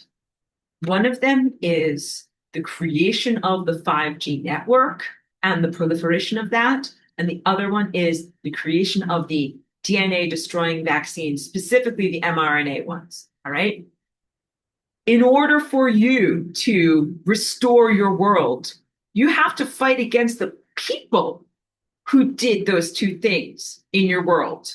So think about this. Think about every human being who works for the military, worldwide military of any country, cell phone, 5G, satellite, telecom companies, again, worldwide, biopharmaceutical research firms, again, worldwide, and all offshoots of those industries as it relates to food production, farming, including animals, medicine, and health and beauty, health and wellness. And that even includes the healthcare workers who are or were or remain responsible in an ongoing sense for the injections, for the creation of the mRNA injections, for their insertions, and for every single injectable that contains nanotechnology that is affecting people's DNA right now. So that includes the weight loss drugs that are injected. A lot of these peptides are injected. Facial supposed beautification serums injected in people's faces, stem cell injections, all of these things. Anyone who is responsible for the creation or proliferation of the mRNA nanotech injections and technology particles, whatever we will call those little tiny pieces of metal or goo or wetware, whatever it is, and or the creation and emanations of the 5G force fields. All of those people and anyone who fed off of the light of others via the W bands, all of these wetware soldiers, all of them cannot be in the ecosystem of light. And that's most of humanity. There's only a tiny proportion of humanity that falls into the category of didn't do those things. So right now, almost no human on your planet is going to be able to be on the path of light. And that is non-negotiable. Like they have declared war on light. They declared war on light when they made these substances, worked at these jobs,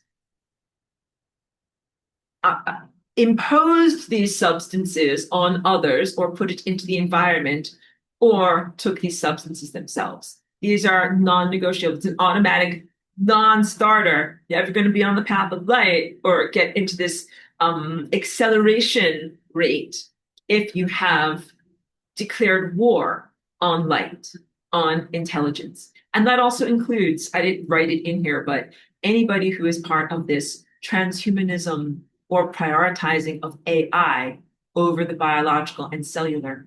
Like the assaults on DNA are pretty much saying that you're not going to have a future biological cellular body. If you don't fix shit up, you're not going to have cells with DNA to contain your consciousness in the future. And that also is like hits like a ton of bricks. Like Kachanka, wow, maybe I should think of doing something about it. Definitely you should. If you do not protect the ecosystem will be vultured to death by stupidity. And then you will not have a container for your consciousness to go into. And if you are extremely self-destructive and you're like, great, I don't want to live anymore, then it's like, please don't ruin the park for the rest of us. If you're like, I don't like this town. I don't care if the park goes to hell. I don't want to live here anymore. I'm like, get the fuck out of town. Don't allow park to be destroyed for all of us. All right. So all of those people that I just said can't be in the ecosystem of the path of light. They won't be with you. What if they're like your mom or your sister or whatever? She was a nurse and she injected everyone with the COVID vaccine. Like that person will not be on the path of light. But so-and-so took the weight loss drug. That person cannot be on the path of light. And specifically because they injected anti-light into themselves. And then it wasn't bad enough that they injected anti-light into themselves. They then siphoned light from other people into themselves. So they went into debt, and then they caused a debt on the economy of life. You guys are getting it. You're like, I like this class a lot better when you just tell us about how kumbaya and how nice and cool it is when we're all on the path of light and we're all sharing light with each other. I'm like, I know. This is very challenging, and I hope that you are challenged by this. And I will never just say what is easy and have you go along blithely. And I'm glad that the material that I've brought to you over the past, 8 to 10 weeks and all of these, confrontation of the sun, confrontation of Jesus, confrontation of Buddha and the meditating Buddhists, confrontation of all of these ideological structures. I know that it has made some people have dropped out of the race, not that they have killed themselves or anything like that, but they're just like, they can't take it because it is so heavy. I'm glad to drop this on you like a ton of bricks. You need it. And the portal's just closed. So there's no more excuses. No more like, but Satan and the satanic architecture. And also like the thing from the pyramids. And also like all of these bad people from Mars and all these things like blah, blah, blah. Like, no, close the doorway between the living and the dead. Life is for the living. This is what I tell these dead ghosts, garbage from Mars and old dead friends. Life is for the living. You need to go to rest. You need to stop fucking with all of us who are actually alive and have a potential to be able to go forward. I know that I'm having an impact on you with this, and it does increase your chances. All right. So the parallels with Bitcoin are striking. Far from a fair fight that quote unquote tests the robustness of the system. That's what all these mealy-mouthed podcasters would say about the degenerates. The degenerative vultures killed Bitcoin, and the idiotic podcasters who didn't stop them are also partially responsible. This is very, very big because you have to confront this bad stuff when it is happening. So one example is like the Taproot Wizards are evil fuck-faced assholes, and they are degenerates. And you know what they did? Like they hijacked a bunch of the Bitcoin architecture and hijacked a bunch of the crypto space. And then they also totally pooped in the pool of NFTs. Let me rant about NFTs. That is a possibility that could have really served genuine creative artists. It was vultured to fucking death. There was one very famous art piece. This guy who was a digital artist, but he would do like a painting a day, an art piece a day. And he did a collage. And this was maybe like I don't know, 2017, 2018. It wasn't that long ago, but he did a collage and it was turned into an NFT of his digital work and it sold for a lot of money. And it was just a Ethereum based token, not an actual art piece. And that made so many artists abandon themselves. They stopped painting and drawing by hand, started to make stupid stuff that was digital in the hopes that they could also put it on the Ethereum blah blah blockchain and somehow get paid. And then if it gets sold down the line, then also you're supposed to have profit sharing. Oh, it was all so idealistic. Well, you know what happened? The Taproot Wizards were like, hi, I'm going to make like the grossest, most crudely drawn, stupid animation possible. And then I'm going to get my stupid rich friends to buy it from me as an NFT. And then we're going to sell it and trade it like trading your Pokemon or your Cabbage Patch Kids cards. Just trade it like a nonsense token. And we're all going to get rich, filthy, filthy rich. And they fucking did this. That is called degeneracy. And you know what? Actual artists who were trying to make something of actual value were totally out in the cold, not participatory in this wonderful abundance of filthy, filthy rich money. They didn't get it. And they also abandoned themselves because they weren't doing stuff with pencils anymore. They were all doing fucking false like crap on the computer. You want to know about me? I did 2 NFTs. And what I did was I took actual paintings that I did by hand and I digitized them. And then I did do an animation, but I didn't do like a automated animation. I used Photoshop to be able to do like not a hand-drawn animation, but at least something that was created by a human. So I maintain my dignity. I maintain my true artistic boundaries. And I never gave up. I didn't say, oh, like the coolest new fad is to do stuff on the computer and then just sell these stupid pictures of whatever, like an animation of a monkey. And then I will get $1 million. Like I never gave up. And I keep going in my real artwork.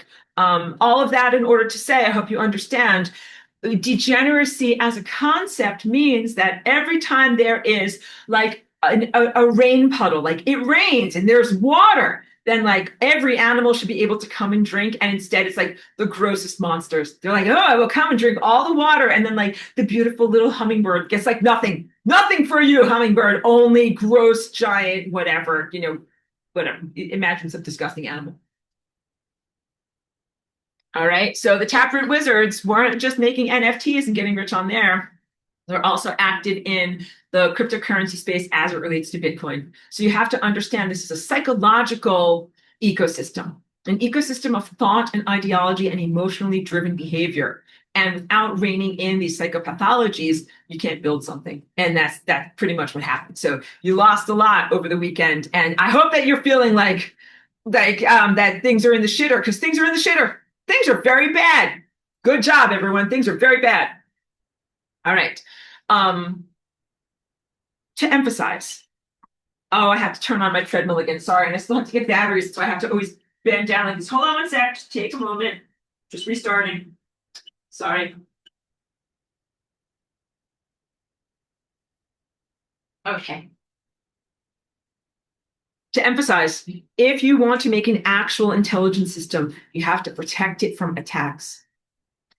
Game theory idiots gambled their network. They gambled Bitcoin as a network on a set of sociological and behavioral presumptions that were flawed and inadequate, and now their system is ruined. So some of the game theory that I criticize very validly as it is applied to Bitcoin were various concepts of whether people would do commerce with bad actors. People do commerce with bad actors. Bitcoin is based upon this presumption of trust and don't trust, verify, only work with or trade with people that you trust and blah, blah, blah. And when you look at the NFT world and things that have happened there, there are plenty of bad actors. And instead of people saying like, I don't like you, I don't trust you, I'm not doing commerce with you, they're like, oh, I have zero boundaries and zero integrity, pump my bags. I'll do commerce with you, pump my bags, I want money. That is mania. And I hope that I portrayed it right now as the grossest hoeing and prostitution that you can do. And you do that and you get what you deserve. You can have $5 right now and you can totally destroy the ecosystem that could have brought you to freedom. Good job! Because you got right now. You pumped your bags and you have $5 right now. Horrible. Very, very horrible. Game theory. Let's talk about game theory. I have nothing good to say about game theory because, first of all, it comes from John Nash, and he is garbage from Mars. He went into a bar one day, I think it was in the 1960s, and he looked at how he could somehow, with his fellow male colleagues, like college age men, all wanted to get a girl. That is what game theory is predicated upon. The male pathogenic and patriarchal desire to somehow create a manipulative system where everybody can get sexual energy, even if there's no love. So that is game theory, all right? And so when you look at Bitcoin, it's like, oh, like you're not going to do this or that if there's bad actors because supposedly, you're not going to want to interact or buy or sell or barter with someone if they're not a good person in your life. But clearly this happens. And game theory is not only incredibly flawed as it comes only out of the male viewpoint, the male viewpoint of like, I'm a man and I want to get a woman so I can get some sexual energy because I don't have sexual energy myself. I need creative energy from a woman. So I'm going to figure out how I can go into a bar and collude with other men to get the woman that I want. Michael Saylor. He is at this point, incredibly wealthy, probably billionaire, who has cornered the market on Bitcoin. And he's clearly doing something similar where he is, let me collect my thoughts here. He bought an enormous amount of Bitcoin, and he is hoping to be able to be powerful within that realm by having a lot of what is there. And he is not protecting Bitcoin as a form of money that is separated from state. He has gone and talked with all of these, whatever, rich assholes in Washington, D.C. The whole point is, I call it men in suits in back rooms.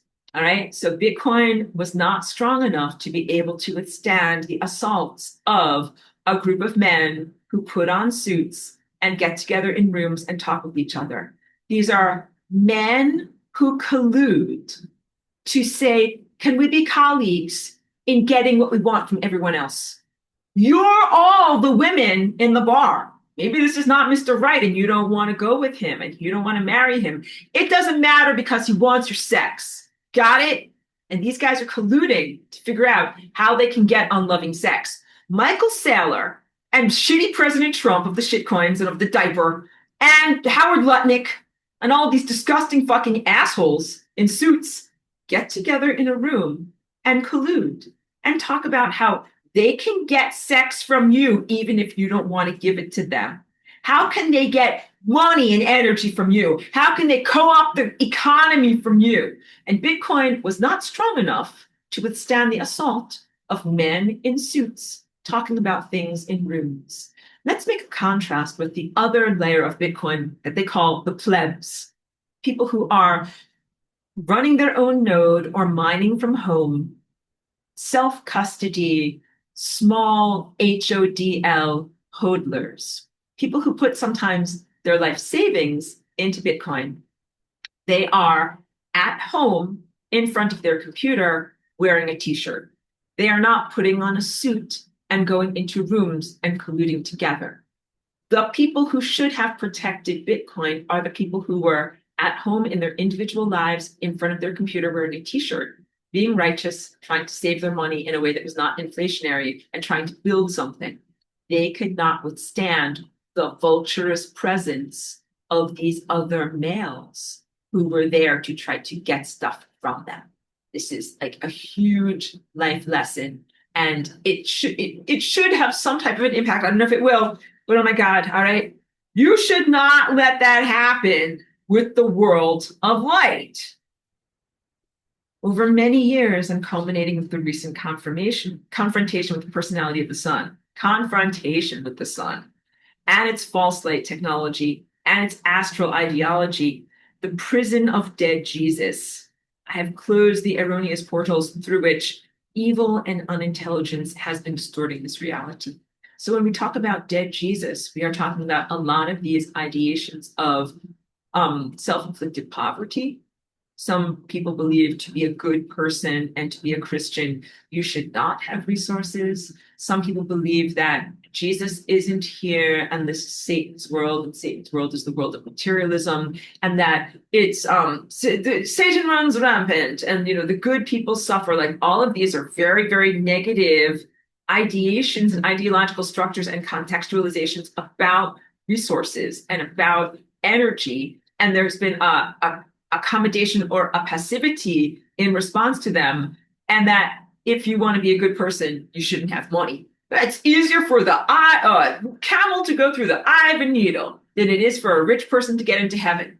I am telling you today what you need to do to get into heaven. And we're going to talk all about human morality, human morals, ethics, philosophy, all of these stories and ideals of what it is to be a quote unquote good person.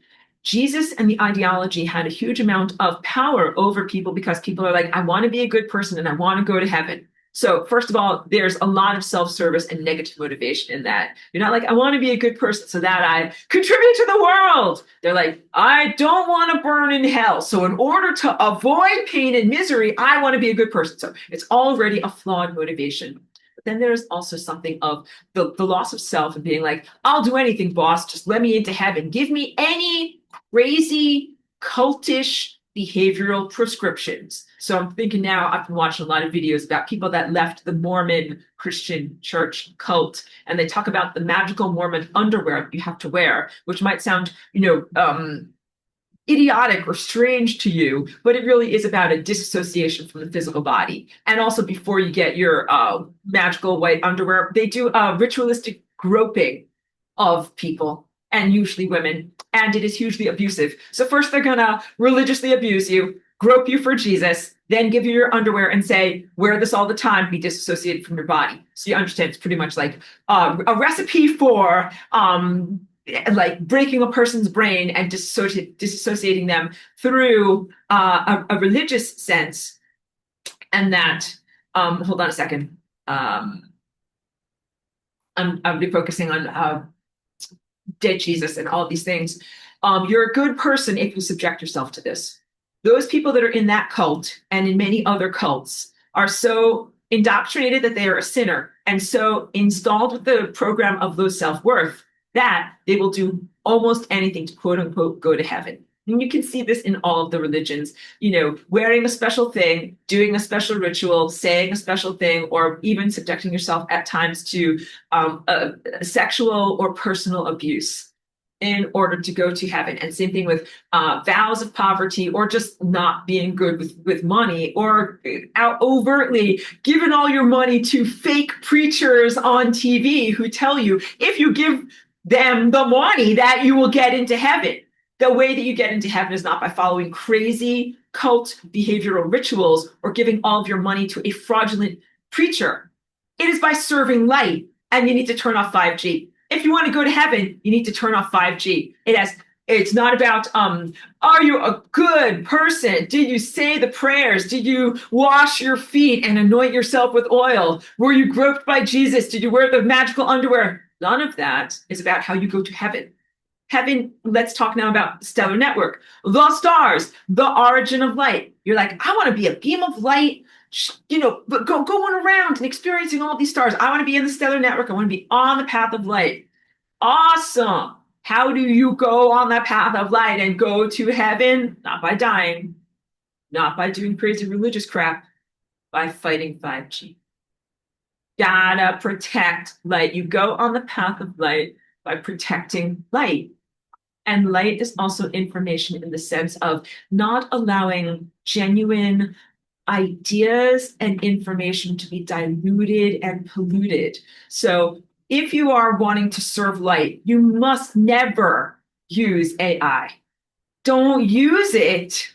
Don't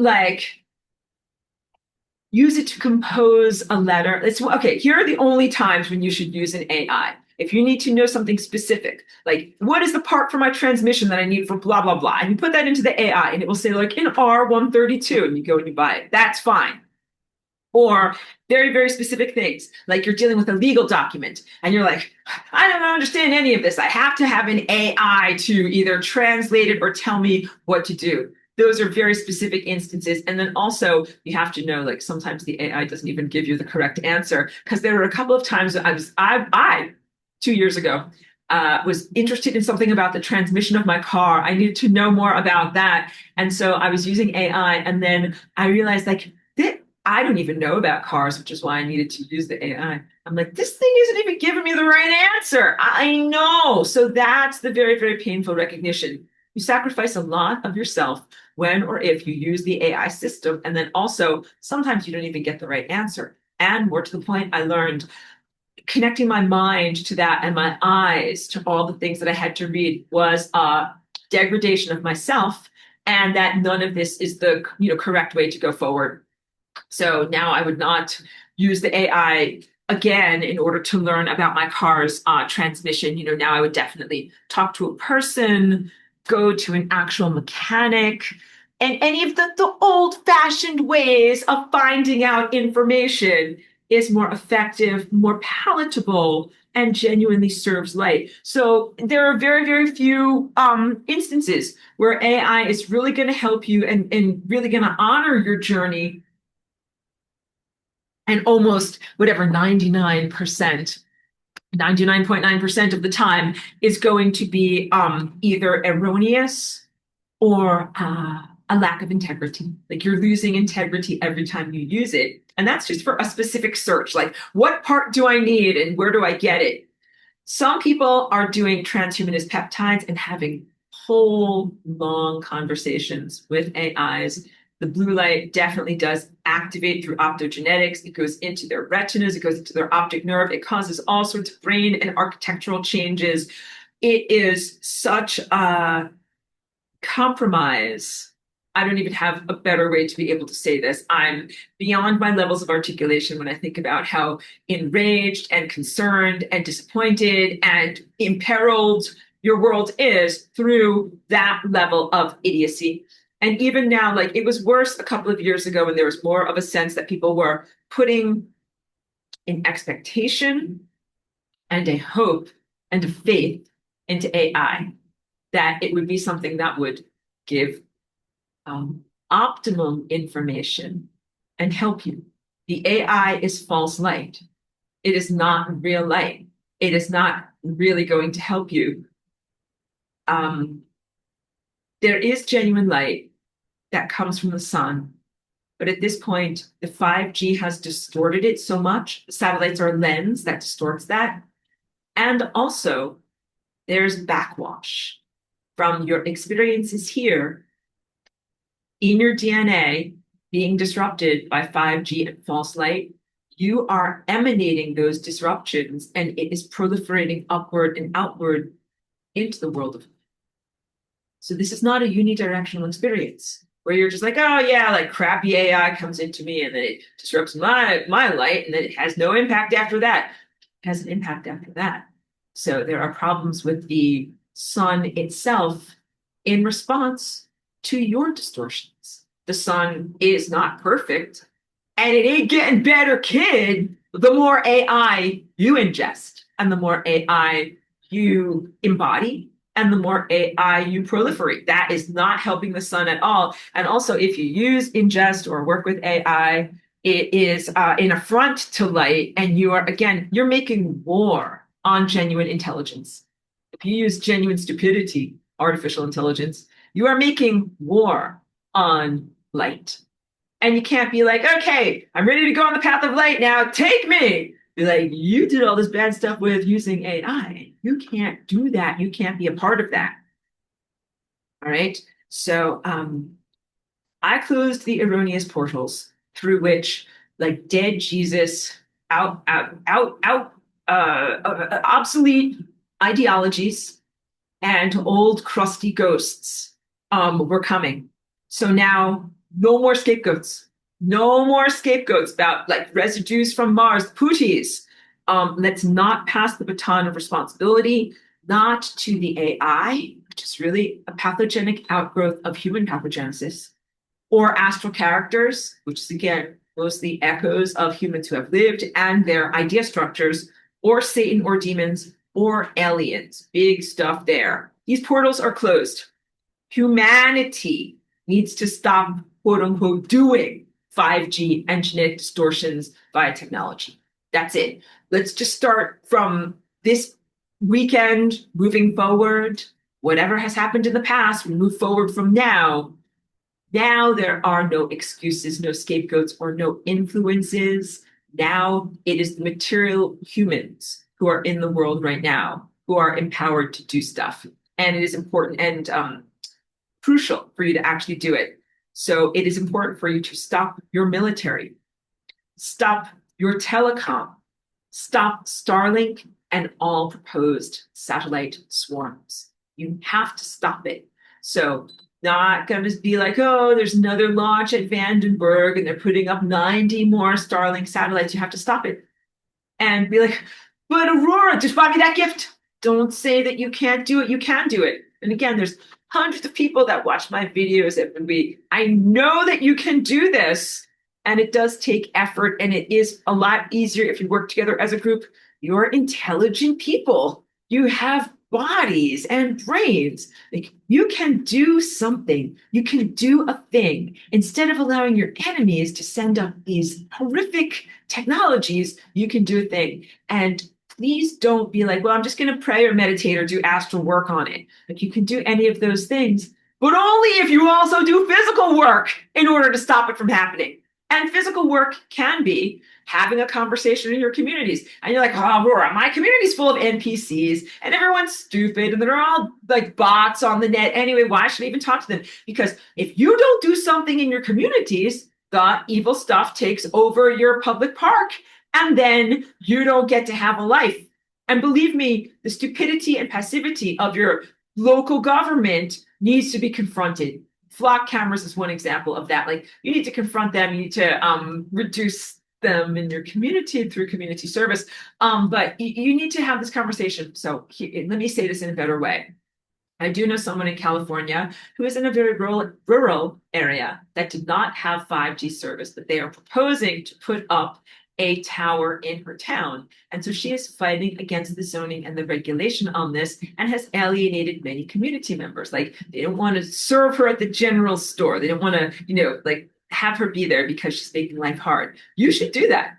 You should alienate your community by confronting them over these things. The idiots, the stupids should not be running your community. You should. You contain more of a quotient of light than they do. Why are you passive? Why are you allowing this? You should not allow this. You should be active. You should be doing something. So, like, I propose a lot of things also that are beyond community actions. Some of them would be considered to be like, good, but I don't want you to get arrested. But let's say, like, theoretically or fictionally, like, I want everyone to get a slingshot and shoot a BB up at the satellite and make sure that it falls down to the ground. Like, I would like for you to think beyond the levels of mere what is considered civically, possible, and go into what is physically possible. Do it as a thought exercise. Be like, well, if I didn't have to worry about this, this, and this, what can I do to make this technology no longer be a part of my community? You should have a multi-pronged approach. Please consider a multi-pronged approach, humanity, in order to remove this technology from your communities. And also, removing funding is one thing, but like I said, it's a LARP, so there's always going to be money for crap. You should ask yourself whether you are worthy of receiving or accessing or participating in the network of light. If you don't behaviorally show that you cherish it by working and fighting for it. It is actually a lot for you to think that you are worthy of light and being in heaven if you do not fight for light and to protect light. This is not about praying to Jesus, having an ideation, or doing things that are supposedly morally, philosophically, or right according to human rules. This is about whether you cherish and protect light, as that is the container that you want your consciousness to go and inhabit. If you allow light to be polluted or destroyed, what makes you think that you are worthy of receiving or living within that world of light? You have to reconsider this. I'm going to read it again. You should ask yourself whether you are worthy of receiving or accessing or participating in the network of light if you don't behaviorally show that you cherish it and that you're willing to fight for it. As it's a very different thing to be like, oh, of course, we all love light. We love light. Light is great. Light is great. That is so nothing. Like I have had the truth. I've had friends in my life that are like that. They're like, yeah, your dress is great. I love you. I love you, babe. I love you. It's like that is not the same as fighting to protect you. That is not the same as a person that you can rely on. That is not the same as a person who would, see whatever, a projectile, like an arrow coming at you and shield you to prevent you from being harmed or incinerated in some way. Can't have blithe well-wishers or casual acquaintances just kind of with you on the path of light. What you have to do is be fiercely loyal to light.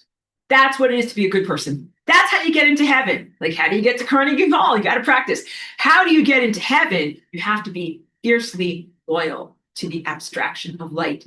And then what does that look like behaviorally to you? So, of course, it's important for you to do self-cultivation to keep your own body as pure as you can and to avoid these non-light or anti-light substances or activities, but that is not enough. It is not enough in terms of loyalty to light to be like, okay, light, I'm just protecting myself so that pollutions don't come inside of me. Like that is okay, but that is literally just serving yourself. You have to protect light from getting polluted everywhere. So you can't just be, I'm a one-celled organism. I just care about what's inside of me. You have to say, I am light and I care about what is happening in light. Got it. I know this is challenging. Thank you for being challenged. Of all the questions of morality and good and evil that humans struggle with, and the installed low self-worth, that leaves you vulnerable to religious scams that will quote unquote save you as long as you follow their rules of behavior and ritual play acting. What does it truly take to make it to heaven? To be on the path of light and part of that continuum, you have to protect light. This is what I say in my notes, and I'll send them out. Indifference to light being attacked in your world is a sign that you do not, that is a sign that you do reject light or don't actually care about it. To reiterate, indifference to light or light being attacked in your world is a sign of rejection of light. Let's replace light with intelligence. Indifference to intelligence and information being attacked in your world is a sign that you reject intelligence. It's like saying, you are stupid, or you don't actually care about it. And you must care about it as more than just a food you can eat or something you can get in self-service. So this is the next thing. A lot of people are like, yeah, I want to go to heaven. I don't want to go to hell. I don't want to suffer and burn. And also, you told me, Aurora, food is light, right? Like food goes in here, light goes in here. I want light. Give me my money, right? I say, tell you all these things. Yes, yes. You certainly deserve your light, deserve your sustenance. I'm glad that you've confronted the sun from its gatekeeping and withholding and keeping your actual light from you. But you have to look at light as more than just a food, more than just a commodity, more than just a convenience, more than just something that fulfills you or fills you up in your emptiness or picks you up like a sack of potatoes and carries you along. Light is not just something that you should get. That whole commodification thing. How can I get? I got to get some money. I got to get light. You have to do this in a different way. That is much more respectful of what light is. I despise John Nash and his game theory because he was looking at those women as something he could get. That's not how you should look at women, in case you need this as a teaching. But no, you should be like, wow, I wonder who that person is. I would like to know them. I would like to learn who they are and their hopes and dreams. And maybe they could tell me about themselves and I could tell them about myself and we could build a relationship together. That is a positive motivation when you see someone that you're attracted to or that you want to be with. Like, I would like to build a relationship, build a life together, as opposed to, I want to get something from that person. I want to get a kiss. I want to get a hug. I want to get sex from that person. That is not how you should look at light. You should not look at light like some sexy woman that you just want to get something from. You should look at it as a treasure. And you must care about light as an abstract, as a form of beauty, and as a phenomenon, and as a miracle. So if you think about light and information like a library, and it's very beautiful, you want to take good care of it so that it's available to others. When you go to a library, and I don't even know if people go to libraries anymore, or if you are indoctrinated into these social niceties, but it was always said that you should never write in a book. Like if you go to a library, you read the book, your hands should be clean. You shouldn't get smears on the pages. You shouldn't write in the pages. You shouldn't fold down corners or tear out the pages. Why not? Because this ruins the books for the person who wants to come after you to be able to read that. When you are a good, responsible citizen, you go to the library, access the information, and put it back the way you found it. And this is true of, let's talk about it like light as a form of beauty. If you see something that is beautiful, like a forest, you shouldn't be like, wow, this forest is so beautiful. And it took so many hundreds of years for it to grow, and it's such an amazing miracle. I think I should chop it down and turn it into rocking chairs that I can sell, like on eBay or something like that. That is not a good fostering of resources for the future generation because they cannot access the beautiful living forest and it doesn't grow and evolve. You have stopped it from being what it is. Anything that is an object of beauty like that, that you should cherish and protect from vandalism so that the next person can come along and appreciate that beauty.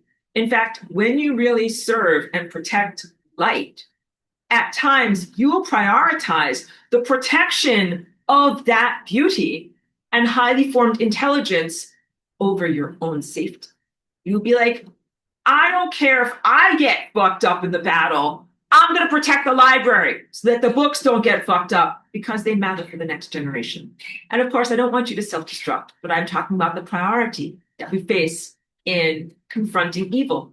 Sometimes you would be like, I'm going to stand between evil and the library and not let the Vandals and the Visigoths and the Ostrogoths come in and sack the library and steal everything and destroy everything. Let's also talk about light as a phenomenon, as a miracle. You guys totally take it for granted.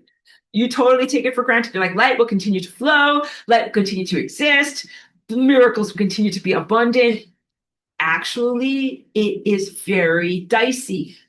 Some real questions about whether light will continue to exist, whether it will continue to exist here in this level of reality, whether it will continue to be accessible to you. What if there's light, but you just can't get at it? 5G sure is a good form of technological imprisonment that sure does seem to block out light. What if you do nothing and then they make the next thing that blocks out light even more effectively? I am flying rainbow lasagna. I vibrate into places and bring light in. What if they're like, oh yeah, we're finally going to get rid of that pesky lasagna and then there's no more light? What if just go into this, mind state for a moment and explore, wow, how shitty would your life be if there were no more light? Not just optical brightness. What if you had like a fucking LED, but no love, no consciousness, no inspiration, no information, dead stupidity? That would be a horrible world. If you don't do something about 5G, that's a very real potential. Hooray! You live in a world not of like darkness where there's no optical brilliance, but no actual information. Life is bad enough right now. You already are in like a kind of semi-hell because they're so unintelligent here. When people say the stupidity is painful to be exposed to the stupidity here. Imagine how fucking bad it is when there is no intelligence. There's energy. There's LED light, but there's not intelligence in the dissemination of that energy. And we're not just talking about idiocracy. That is a comedic version of lack of intelligence, but we're really talking about dark ages. And if you think the dark ages in like the 1100s, AD was bad, so even worse, even worse. So not even just like people's bodies are falling apart and everybody's getting raped and you can't build anything, but also there's no sense of context, no sense of orderliness, no sense of a causality structure. Like, why do you do what you do? When you look at the movie Idiocracy, if you talk to those people in the future, like, why do you do what you do? They'd be like, duh. who are you? Like, I'm going to kill you now. Like that level of non-intelligence. If you think it is bad where you are right now, that is what a world without light would be. You don't want that world. Effort now so you don't experience that world. Light as a miracle. Light is a miracle. Literally comes from God, the divine presence. It literally is a miracle that there is something that is information that can give us an awareness of something beyond optical brilliance. Like clearly, light is giving us a view of the world around us. But how about the concept of concepts? You can learn something. You can grow. The answer to all of this. So, whiteboard three, does light increase? The answer is yes. It's called learning and growing. Of course, what we're experiencing with the pathogenic sun and many other musicians at the stellar level is like they're not growing the light, they're making the music worse. But please know that that is an aberrance, and that what we are really here to do is to become more intelligent. If you want to know according to the brochure, mommy, daddy, why did I come here? And the existential answer is because you're here to learn and to grow your light and to become more intelligent. Things are very bad here. And there's the peril that you won't grow your light, but that you become less intelligent. And that's because your DNA is getting fried. You're getting it. You must care about light. And I already used this example as the community park and the town plaza. Let me tell you this. Light is imperiled, not only in this world or at this layer of reality, but throughout the continuum of light, information, and intelligence. If you consider DNA itself, it is a carrier of intelligence or information over time. And it is a way of transmitting information from the moment right now into the future, right? The future is imperiled if some of these patterns of intelligence or orderliness are not preserved. I don't know if I read that correctly. Yes. DNA is like the broadcaster to be able to send ideas and information and potentials into the future. If you tear the pages out of the book in the library right now, people of the future can't read that book. What is happening in terms of mutilation of DNA right now takes energy away from the future. And let me say this.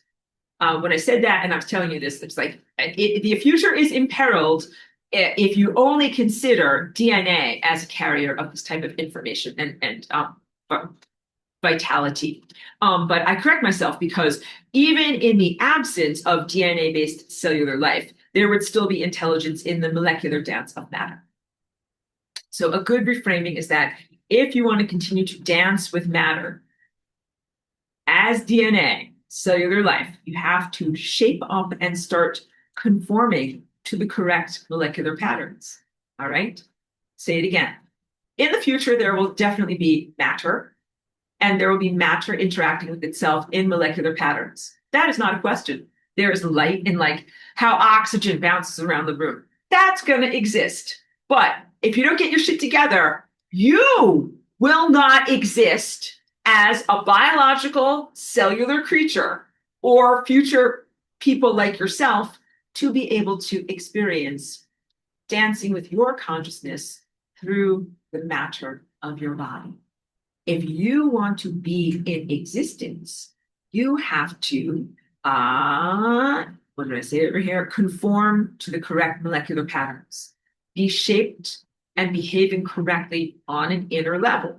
Hooray, says your mind and your ego, because that's in your own body. And that is within your realm of control and your area of responsibility. So if I tell you, just, dance in the correct molecular patterns, like, hooray, Aurora, I'm home free. I'm going to go to heaven. It's going to be easy. And I'm like, what? 5G frequencies from the phones and the towers and the satellites and military planes and key point and people who have become towers and emanators through their ingestion of the injections make it almost impossible to do that perfect molecular dance.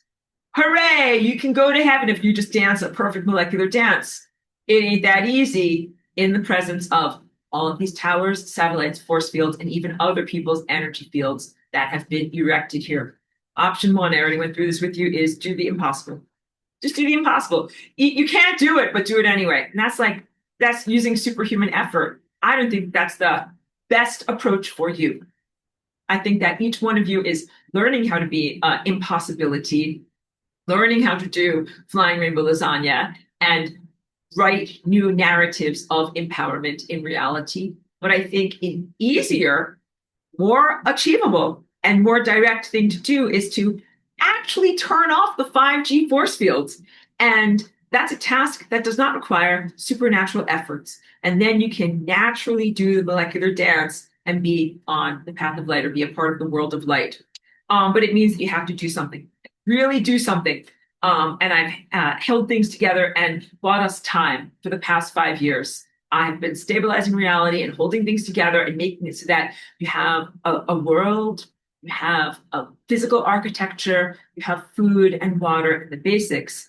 And I made sure that in structuring events of reality, we would not get totally destroyed and mutilated yet. I write that in my notes. Big thing there, yet. And especially even the past 6 months or so, I made sure that we didn't have a nuclear annihilation or a total cessation of services due to like lack of petroleum. Like we still have our electricity. We still are able to have these basic life affirmative resources.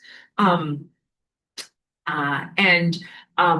making it so that you have an umbrella of protection to be able to think about your potential imprisonment. So the reason why you're not already totally a cyborg, uploaded with no free will is because of all the efforts that I've been doing. Please don't piss and shit on those efforts. Please recognize that those were superhuman efforts and opportunity, not so that you can be like, this 5G isn't bothering me at all. Like, I will take everything for granted so that you can fight for freedom, so that you could do something. Work in your communities to turn off 5G.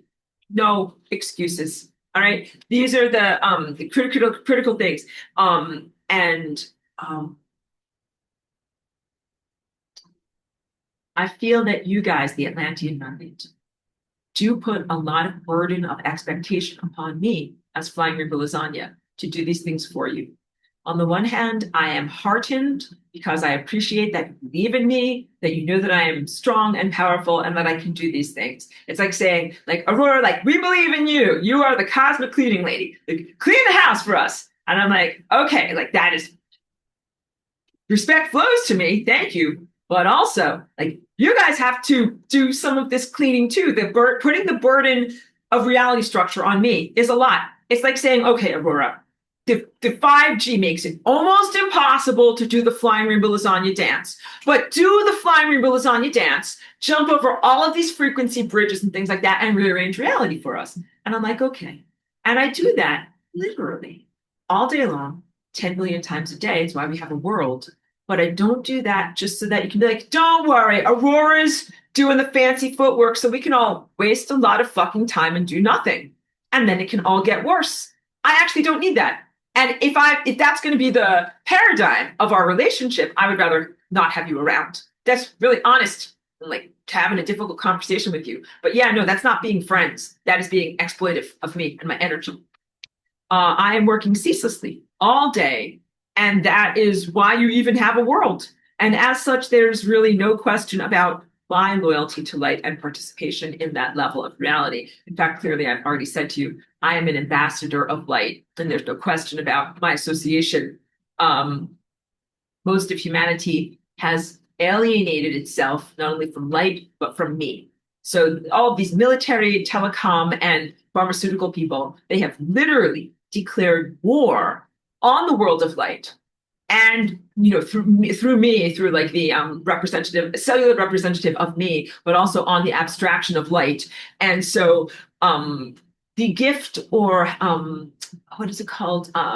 When you have like opportunity or something that is above and beyond, like the potential of accessing light is not available to them. Like instead of taking light for granted, like, oh yeah, I'm always going to get this. This food is always going to be here. Privilege is the word I was looking for. They have alienated themselves from the privilege of receiving light by declaring war on light.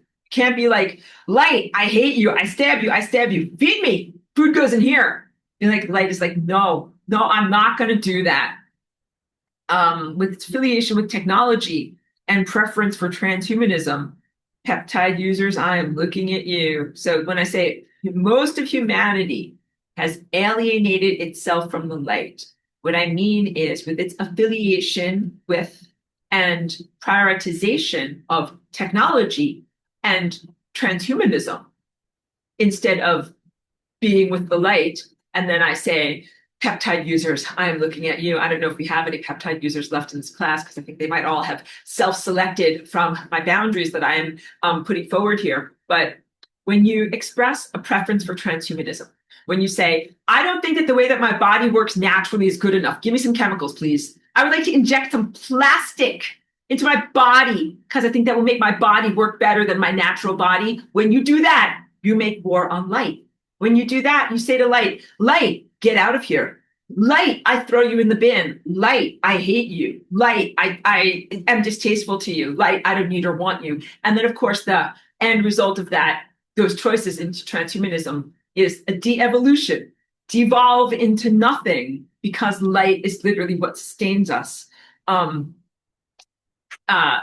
not only expressing the preference for transhumanism and the denial of the natural perfection of your own molecular structure, but also humanity has alienated light and made war on light with indifference to the attacks on light. If you see the library is being attacked and books are being stolen from the library, you do nothing about it, and you're not a friend to the library. If you see if you're in the library and someone else is in there and they're reading pages and they tear them out, you should confront them and say, what the fuck are you doing? Stop it now. This is how you destroy the library. It's not what you do in a correct community. So what should you do if there are people in your community who are injecting peptides? They're tearing pages out of the book. Should you confront them? The answer is yes. You don't have to do something supernatural. You have to use your fucking words and say, hey, you're a pariah. Stop doing that. I will not. You want to do game theory? Say, you're a bad actor. I will not do business with you, you peptide user. All right. It seems a no-brainer that you would surely fight to protect the purity and basic existence of a resource you depend on or require and even hunger for. We're talking about light. In order to really be on the path of light, you have to self-empower and accelerate to be the version of self that turns off 5G and all frequencies. As I delineate them here, frequencies for mind reduction or unintelligence, which is radar, NextRad, Bluetooth, HARP, and I forgot to mention this, smart meters. The smart meters, the electrical meters that are not a dial like this, but are instead a digital readout that connects through 5G and is constantly sending like a energy beam through humans and through the community. That is also one of the frequency assaults that you must fight against. It's anti-light and it's against your light body. And it's not enough to just be like, well, I will pay a $35 fee and I will opt out. Like, that is great. And of course, you're like, I can control what's going on in my house. That is great. But it does not stop all of your neighbors from having the smart meters. It only works if you organize your community and you talk to all of the stupid NPCs who are on peptides and you say, you need to turn off your smart meters now. You all need to fight against the smart meters. You got it? And you guys are like, I want to buy Aurora a nice gift right now by not making an excuse. Thank you. Ideally, you would remove all artificial EMF generating technology. Although I am allowing the continuation of the electric grid right now. It's for real. I, Aurora, have maintained the electric grid in the interest of frail but worthy people so that you don't die of heat, thirst, or starvation until you stabilize society in a new format. Literally, these were perils of the past summer as the war in Iran was meant to remove electricity through scarcity of petroleum and other things like that. People like my dog, she needs air conditioning. She's in the 100-degree weather, like she's going to melt and die. Or I have some other neighbors in town where they're like frail, elderly people. And if there's not AC, like they will definitely die. And I'm like, these people are good people. They are not transhumanists. They don't deserve to die. So I've kept on electricity, even though a lot of it is against the light body, because we need these things right now. You need clean water for hygiene so you don't die of dirty water. And you also need to be able to keep your food cold so that you don't die of spoiled food. And you also need to be able to refrigerate yourselves and your pets so you don't die when it's a million degrees, especially when they fry you with 5G, because that exacerbates the heat. All right. So ideally, we would remove electricity, as the EMFs are another form of anti-light disruption frequency, but we don't have to go all the way there yet.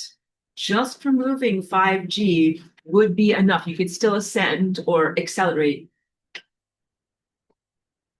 and be on the path of light, even if you have electricity going. But please know that that is also a goal. And just hoping that the government is going to fall, or that an indirect level of defunding, like clawing back resources from different projects like 5G and satellite projects, will not really solve your problems. And the reason for that is that you're in a fake economy. So although you think, oh, like, you know, in order for the United States government to put up all of these satellites, they're very expensive and it's going to cost a lot. And then I'm sure they won't be able to afford that, or Congress will stop them. You should disabuse yourselves of those notions, because the truth is that they will make up money. They'll be like, oh, I have some pretend money. I just found some pretend money right here. So we have $3.3 billion of pretend money to spend on the satellites. So please know that that's not going to be an effective way to stop them from putting up more satellites.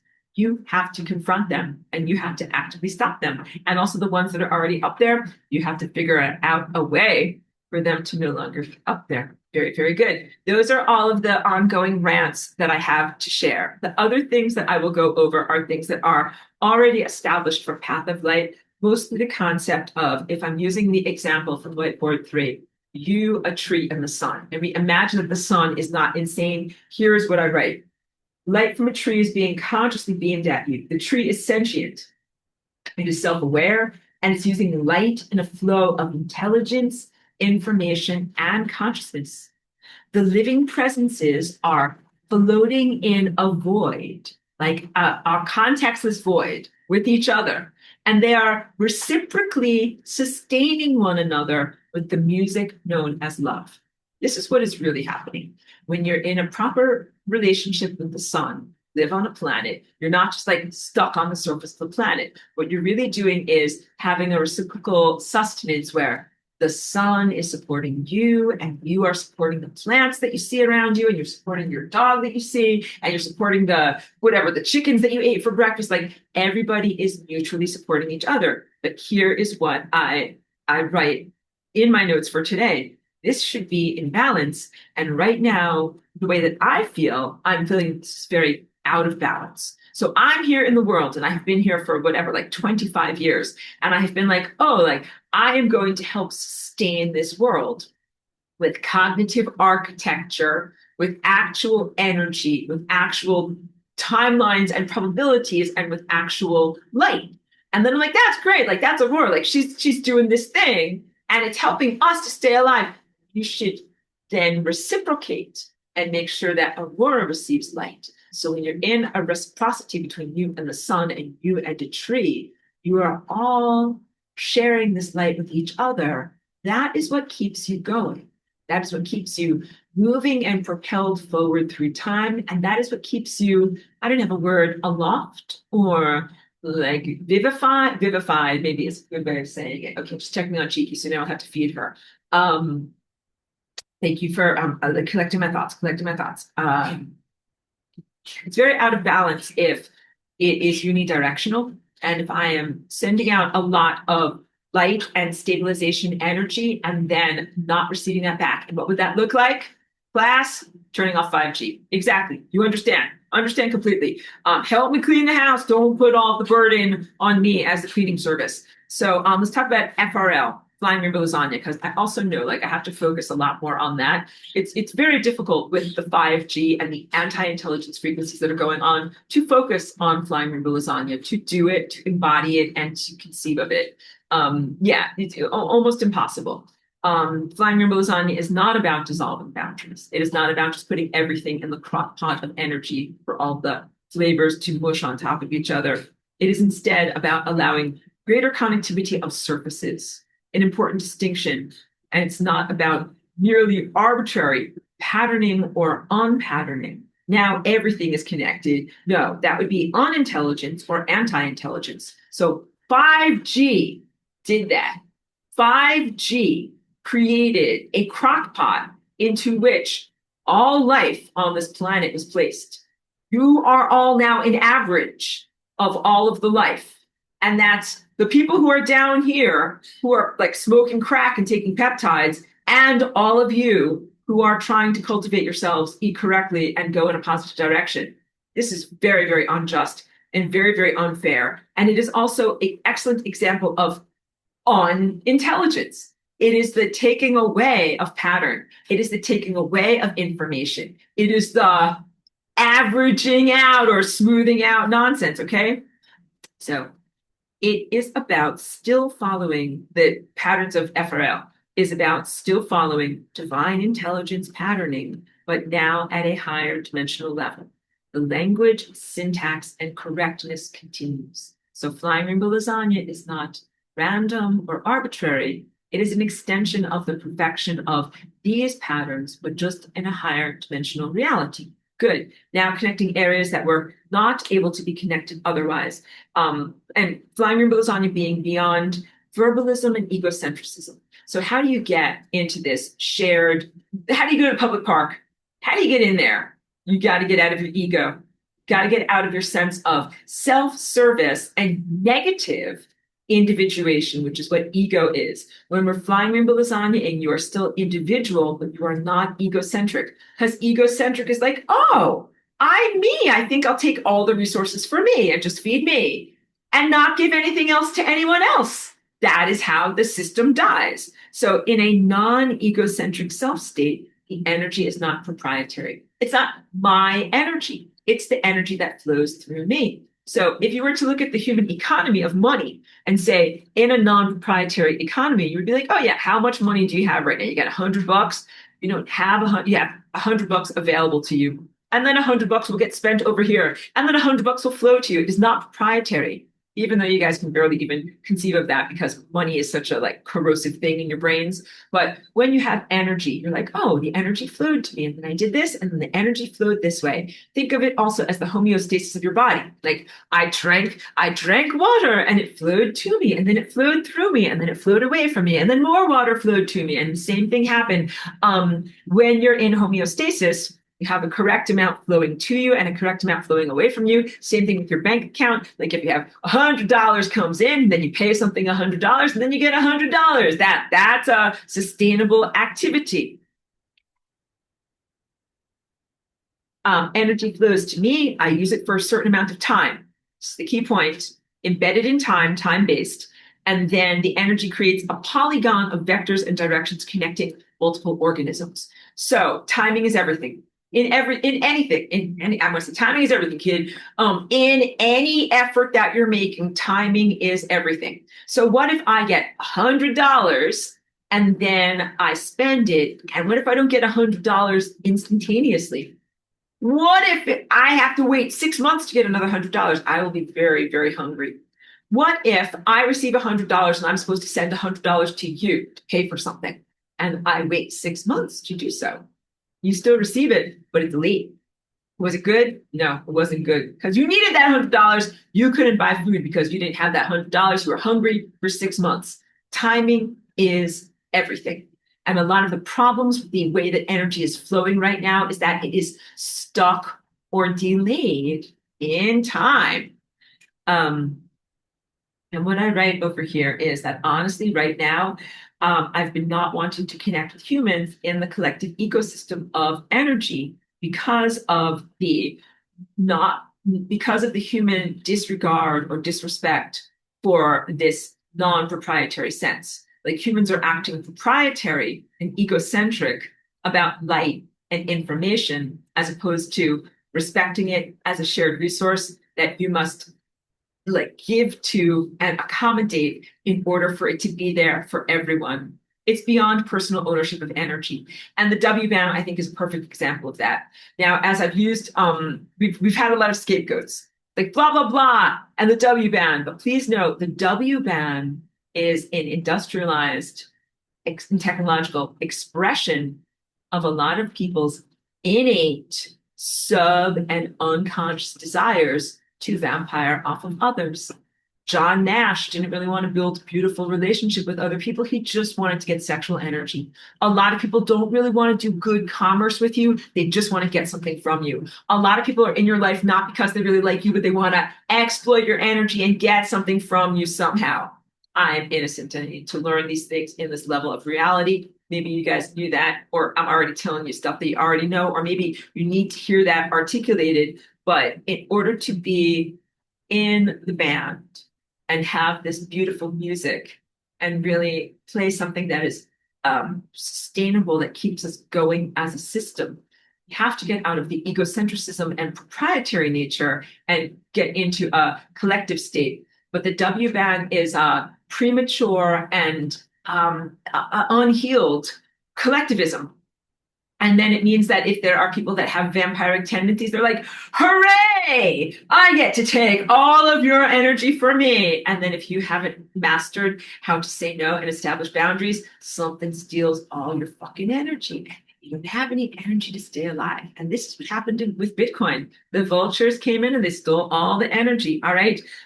You're doing very well. The truth is you live in a sea of energy.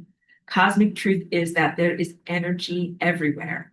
From the perspective of embodied human in physical form, matter is what happens when you slow down the energy and then you add energy to the matter, it returns to a physical state. I have a whole teaching in the Path of Light class about the continuum of matter and what is happening with matter changing state, and that if it is done in the way that it's supposed to do.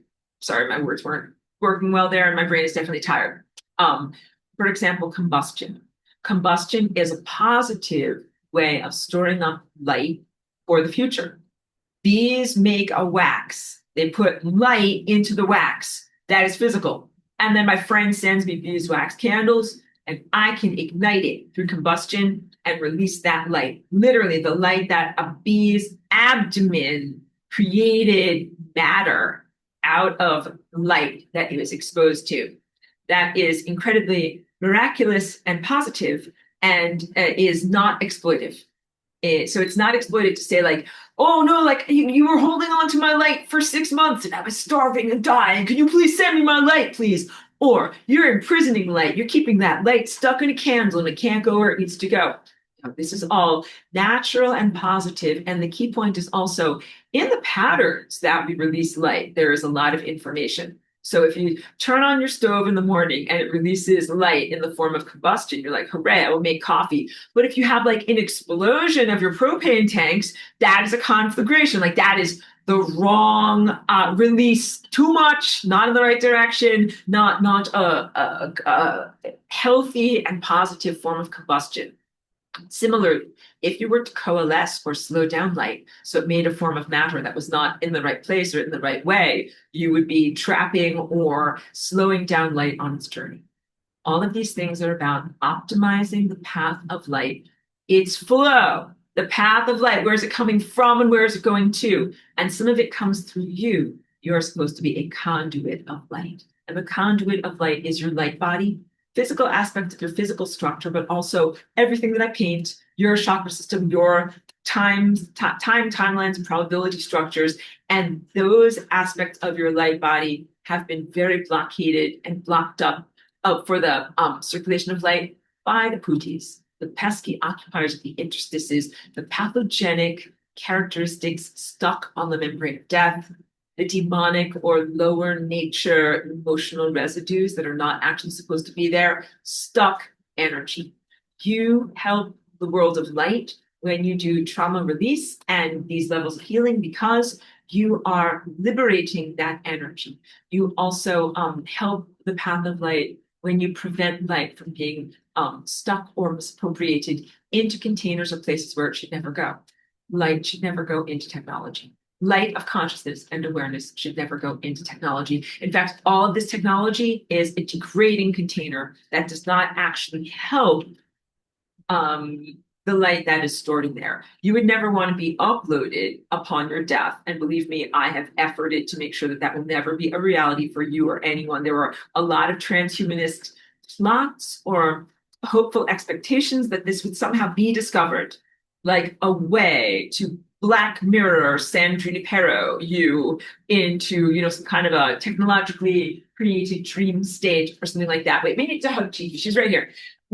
San Junipero being in an augmented reality, even the sense of hi girl, even the sense of the W band. And we have to talk about those 5D peptide users. 5D. When very erroneous and weak-minded people abuse energy, the way you abuse a drug, and think that they are in 5D, they are harming the fabric of space-time, and they're stealing from you. And there are a lot of nonsense people that need to be addressed. You got to confront the peptide users, and you got to confront the people who think they're in 5D. If you know any bubblehead that's walking around being like, I'm in 5D, I think I'm ascending, you need to whack them and be like, you are not ascending. You're stealing energy from me and everyone else that you're connected to so you can get high. So you can feel more special. You can whack that person and be like, hey, I know that you have a low self-worth or an inferiority, or you don't feel good enough, or you feel that you need to somehow be augmented. Like if you feel that you can't run fast enough, you're like, what if I have bionic sneakers and then that will make me go? This is why people do these types of things. If you feel like you're not just going to ascend on your own power, then you're going to vampire energy off of others to feel a false ascension, which is called 5D. And very, very critically, because I've been watching a lot of things that are about cults and people that have a cult mentality. There was one cult that was called Love Has Won.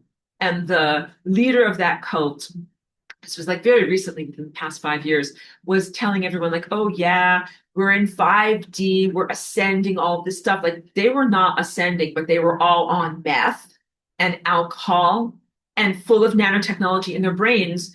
And they were altered and they were bizarre and they had terrible social dynamics, but none of it was 5D. They were intoxicated or destabilized, but they were not in 5D. I know people who are on peptides and they think like, oh, I'm in 5D, I'm doing so great. And I really want to whack them and be like, stop stealing from the rest of us. Do you understand? If you go to the park and you leave litter, you should get a whack. Be like, hey, stop leaving litter. This is not acceptable. Or what if you're trying to set up a tent and sleep in the town plaza? Be like, you can't put up your tent here. This is not your place. It's for all of us.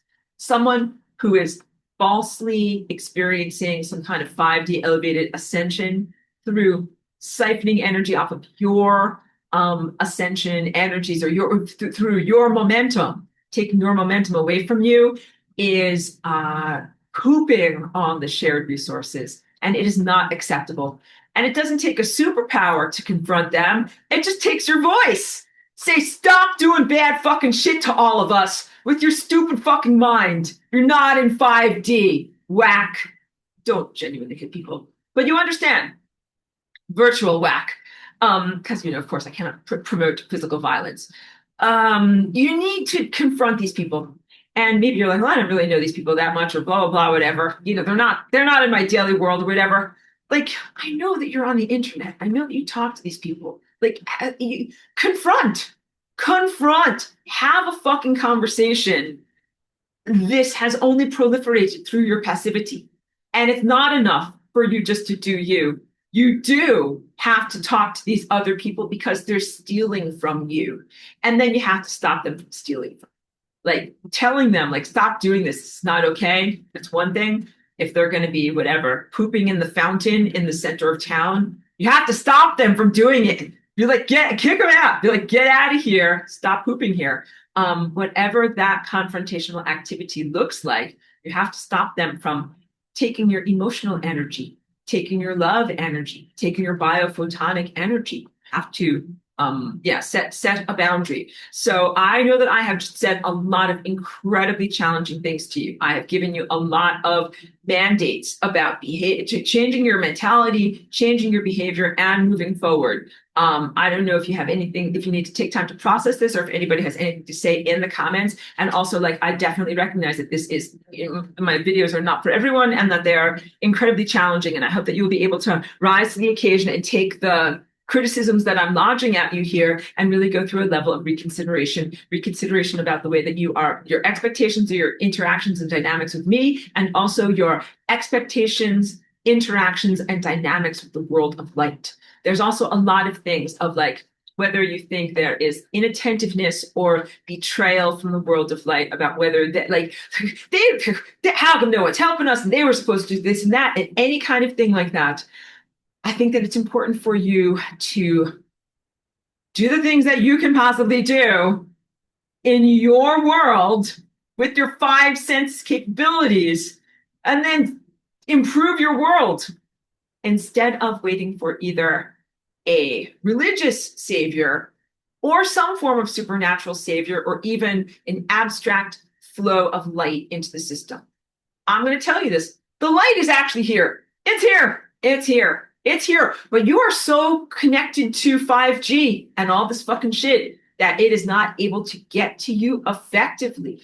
You need to turn off 5G. And I know I would definitely like to see the satellites incinerated by some kind of a solar ray, or that would be satisfying and easy. But like, maybe you can't wait for that anymore and you have to do something else. And a lot of my experience here, like as Aurora in this life, has been like, no one else is cooling up the electrical cord. You have to do it. If other people are not rising to the occasion, you must rise to the occasion. You must do these things.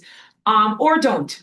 And then, like, don't be on the path of light. Don't go to heaven. Don't have a future with DNA activity. Like, that is okay. And also, I will be flying rainbow lasagnaing no matter what. I'm with the light. I have no question about that. But there are questions about whether you're going to be on the path. I hope that comes across in the right way. I hope that comes across as like motivational, not exclusionary. I am actually inclusionary to a fucking fault. I'm like, I'm flying rainbow lasagna and you can too. And I really did believe that. Now I'm starting to reconsider, like, maybe not. Maybe not. Do I have to reconsider this? Can you guys actually flying rainbow lasagna? Will you flying rainbow lasagna? Will you do it on your own? Do you only do it under my, motivation? Will you turn off 5G? Will you be able to accelerate and actually connect with light? These are all questions. And so the positive news is, over the weekend, we are individuating. A full cessation of 5G means a full individuation for each one of you, and then a restoration of your individual boundaries and your individual levels of responsibility. You want this. You don't want to be dragged down by stupid fucking drug users and other people that have no chance, all right? And in order for you to have a chance, you need to turn off this stuff. And then when you turn that off, then you can finally be assessed as the person that you are. Like, in this moment right now, you don't really even get to be, your own homework is not even really being looked at. You're just kind of in the pile, in the slush fund. And that's not fair, and that doesn't feel good either. And there's a huge level of injustice there. So, okay, I don't know if anybody has anything to say. I don't know if you all need to, like, whatever, like, rock back and forth, rock back and forth gently. I don't know what you need as a result of this. But I definitely thank you for taking the time to be able to listen, even when my news or responses or teachings to you are confrontational and difficult to hear. I hope that they have an impact on you. And yet today, I didn't want to go through and just blithely talk about the path of light as I have in previous years, without really having to motivate and authenticity, authentic emotional expression. It's also part of light. Really feeling your feelings, articulating them, and saying them to other people is also part of light. I have to articulate the way I, as an individual person, feel in my response to humanity and how light the abstraction feels in response to humanity. And now it's being in a relationship or in a rapport, like you take that truth and that emotional truth and you internalize it. And then I hope that it will have an impact on you. So again, if anybody has anything to say, that's fantastic. If anything you'd like to share, if not, if you would simply like to get out of here immediately and have Aurora stop yelling at you, I understand that also. And I hope that there's moderate humor here. Thank you. All right. So going once, going twice. And if not, then I will say thank you. Thank you for being in my class. Thank you for listening to what I have to share with you. Okay, everybody. Thank you very much.